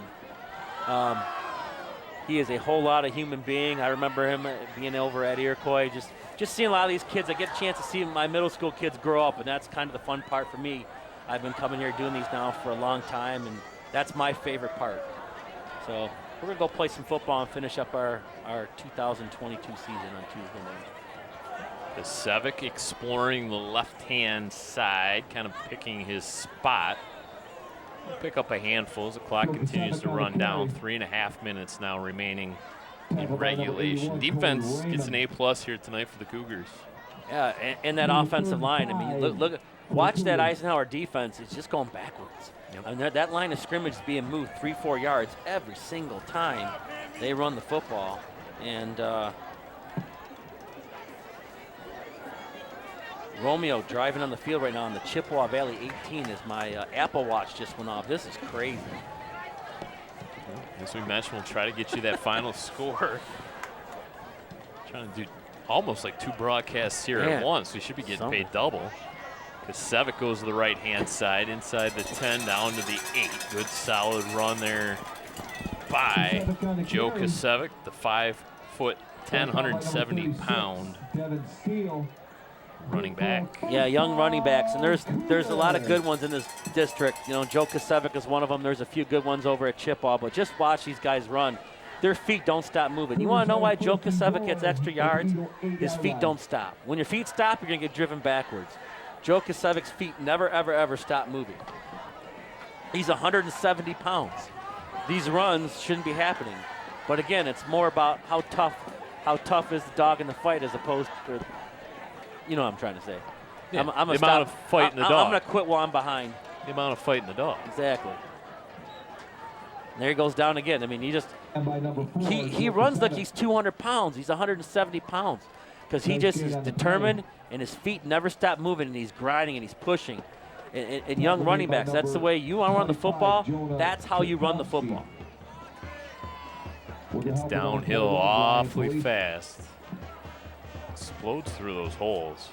He's got some fabulous footwork, too. Oh. I mean, some of the juke moves. There's a lot of athletes on that football field. Just the footwork, tremendous feet. They're strong, they're athletic. Like I said, I'm glad I played in 1990, not now. I mean, just the amount of Division I talent at both Dakota and Chippewa Valley, the amount of Division I talent that's come through all of these MAC Red schools. We've talked about it. I mean, I'm sure some of our viewers are probably getting sick and tired of hearing it, but I think it's worth mentioning once again. I truly believe the MAC Red is the best division in the MHSAA. Nothing against the OK Red over on the west side of the state. I just, in terms of what this division produces year in and year out, I think it's the best league. It's deeper, that's for sure. So I would like to thank Mr. Zoli, Dakota's own Mr. Zoli, for giving us some of these score updates from the Chippewa Valley Romeo game. Mr. Zoli, though, texted me, "I'm not going to pay you, Mr. Zoli, sorry." And a plunge ahead. Did they get in? Nope. Justin Rokicki. They're trying. They're feeding 37 right now. He got upended at the kneecaps. Watch this. That's Rokicki. Just short of the goal line. Look at that. Right hole there. gets opened up. That hurts. And Dakota will not run another offensive play as they will just First class. take this one into the locker room. An opening round victory here on their home football field in the round of 32 of the MHSAA playoffs. Your final score, Dakota 28, Eisenhower nothing. Now we turn our attention. Stop the press, Brad. 50 seconds to go. Romeo has tied the game. at 21. And again, Well, thank you for coming out.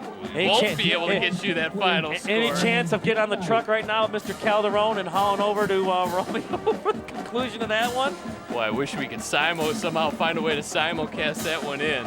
Oh, Romeo's going to go for 2. Romeo is going for the jugular vein right now against Chippewa Valley. Why don't we just stay right here? Why don't we stay right here? We're streaming live on YouTube, folks. We'll try to get you a final here as we're being told the Romeo Bulldogs are going to go for 2. I mentioned that, did I not? I said, would you be surprised if Romeo went for 2 in the win if they were able to score a touchdown? I was on staff here in 1998. We lost to Clarkston 57-56 in 4 overtimes, and they went for 2 in the 4th overtime. Not back when you didn't have to go for 2. Sure. Fake field goal and threw a flag route to the back corner of the end zone for the W. That still hurts today, and that was a long time ago. So that's obviously Romeo deciding that 3 yards is easier to get than going through an overtime period. So 3 yards for the victory, and we'll try to get you that score ASAP as soon as it comes across Mr. Vitale's cell phone. 2018, Clarkson thought that was a good idea against Chippewa Valley in the state finals too, and that didn't work out. Sometimes it's great. Sometimes you're a genius for doing it, and other times you could become the village idiot, so to speak. So we are anticipatively waiting for the cell phone to go off here with the